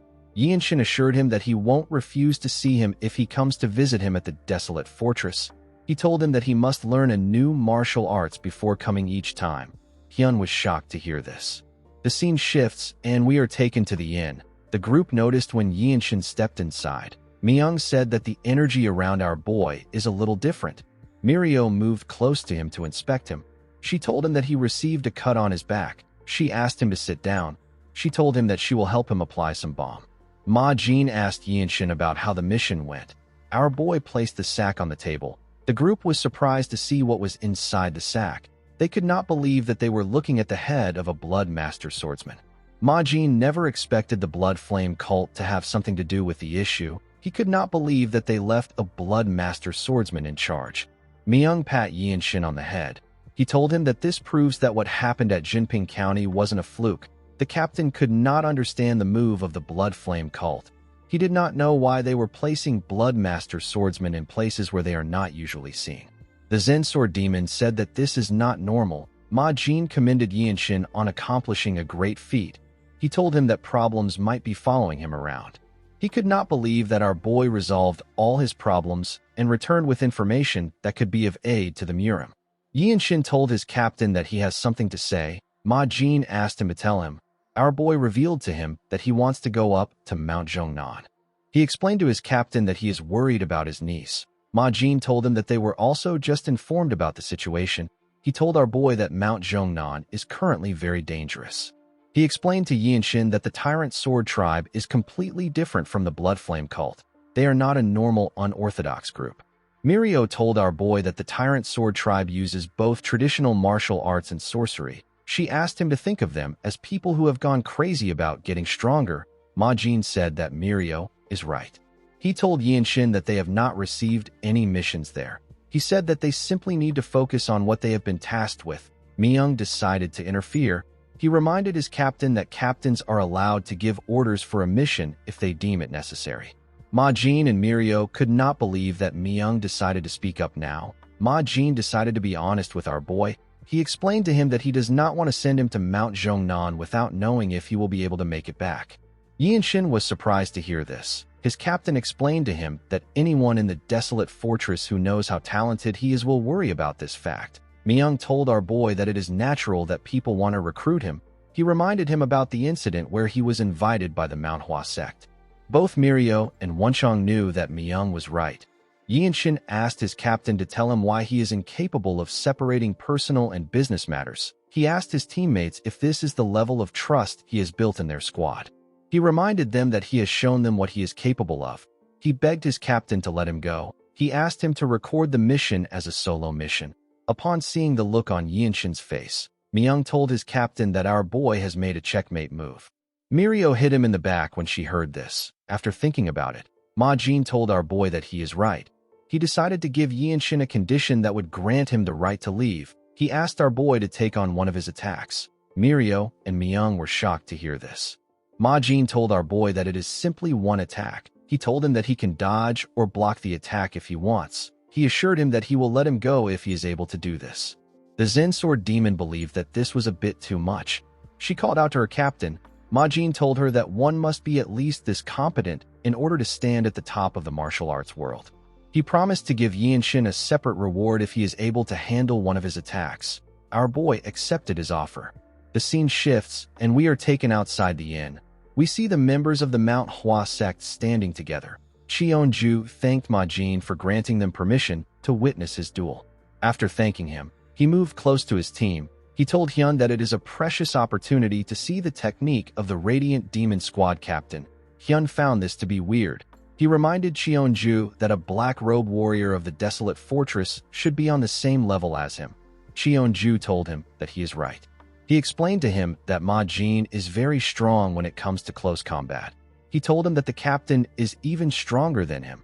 Hyun was shocked to hear this. Cheonju told him that Ma Jin's nickname is Hell Slaughterer. It means that he completely rules the battlefield. According to Cheonju, there is a large amount of reputable clan elders who were killed by Ma Jin after committing hypocritical atrocities. For someone as skilled as the captain, even a slight movement in his hand has great meaning, because that single attack could end a life instantly. Hyun could not believe what he was hearing. Unlike the martial artists of the 9 sects who seek the ultimate principle of swordsmanship, Ma Jin's martial arts were trained for the sake of fighting. Cheonju admitted that even our boy will have a hard time in this fight. He said that no one around his age can take on an attack from a master like Ma Jin. Yinshin glared at his captain. He asked him if he can give him some time. Ma Jin asked him to take as much time as he needs, because he was going to be using a move that a white-robed warrior can't handle. Ma Jin advised Yinshin to sharpen his senses as much as possible. There are less than 30 black-robe martial masters in the desolate fortress. However, our boy believed that he did not need to be nervous. He closed his eyes and took a deep breath. He released his energy and placed his hand on his sword. He told himself that he simply needs to show what he has learned. When he opened his eyes, we see that it is covered with his energy. Our boy was able to see the energy around his captain. He told Ma Jin that he will let him have the first move. The man smiled when he heard this. When he simply raised his hand, a large amount of energy gathered around it. Yinshin was able to tell that this was a ridiculously powerful palm strike.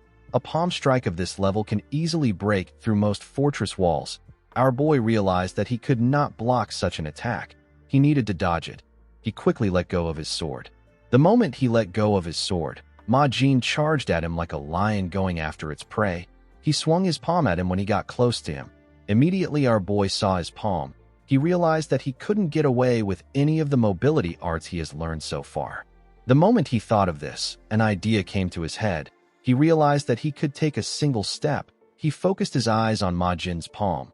While looking at his palm, Yinshin carefully took a step and got behind his captain. Ma Jin's attack destroyed the ground. Everyone was shocked to see that our boy actually dodged the attack. Ma Jin was not fazed. He asked Yinshin about the mobility art he just used. Our boy revealed to his captain that he simply walked because he saw a way to survive. He told Ma Jin that he will name the technique the evading swift step. Ma Jin smiled when he heard this. He stood up straight and announced that he will permit Yinshin to travel to Mount Zhongnan. Guys, we have come to the end of our video. If you guys want more of this recap, let me know in the comments section. Don't forget to like and smash that subscribe button for more recaps. See you guys later.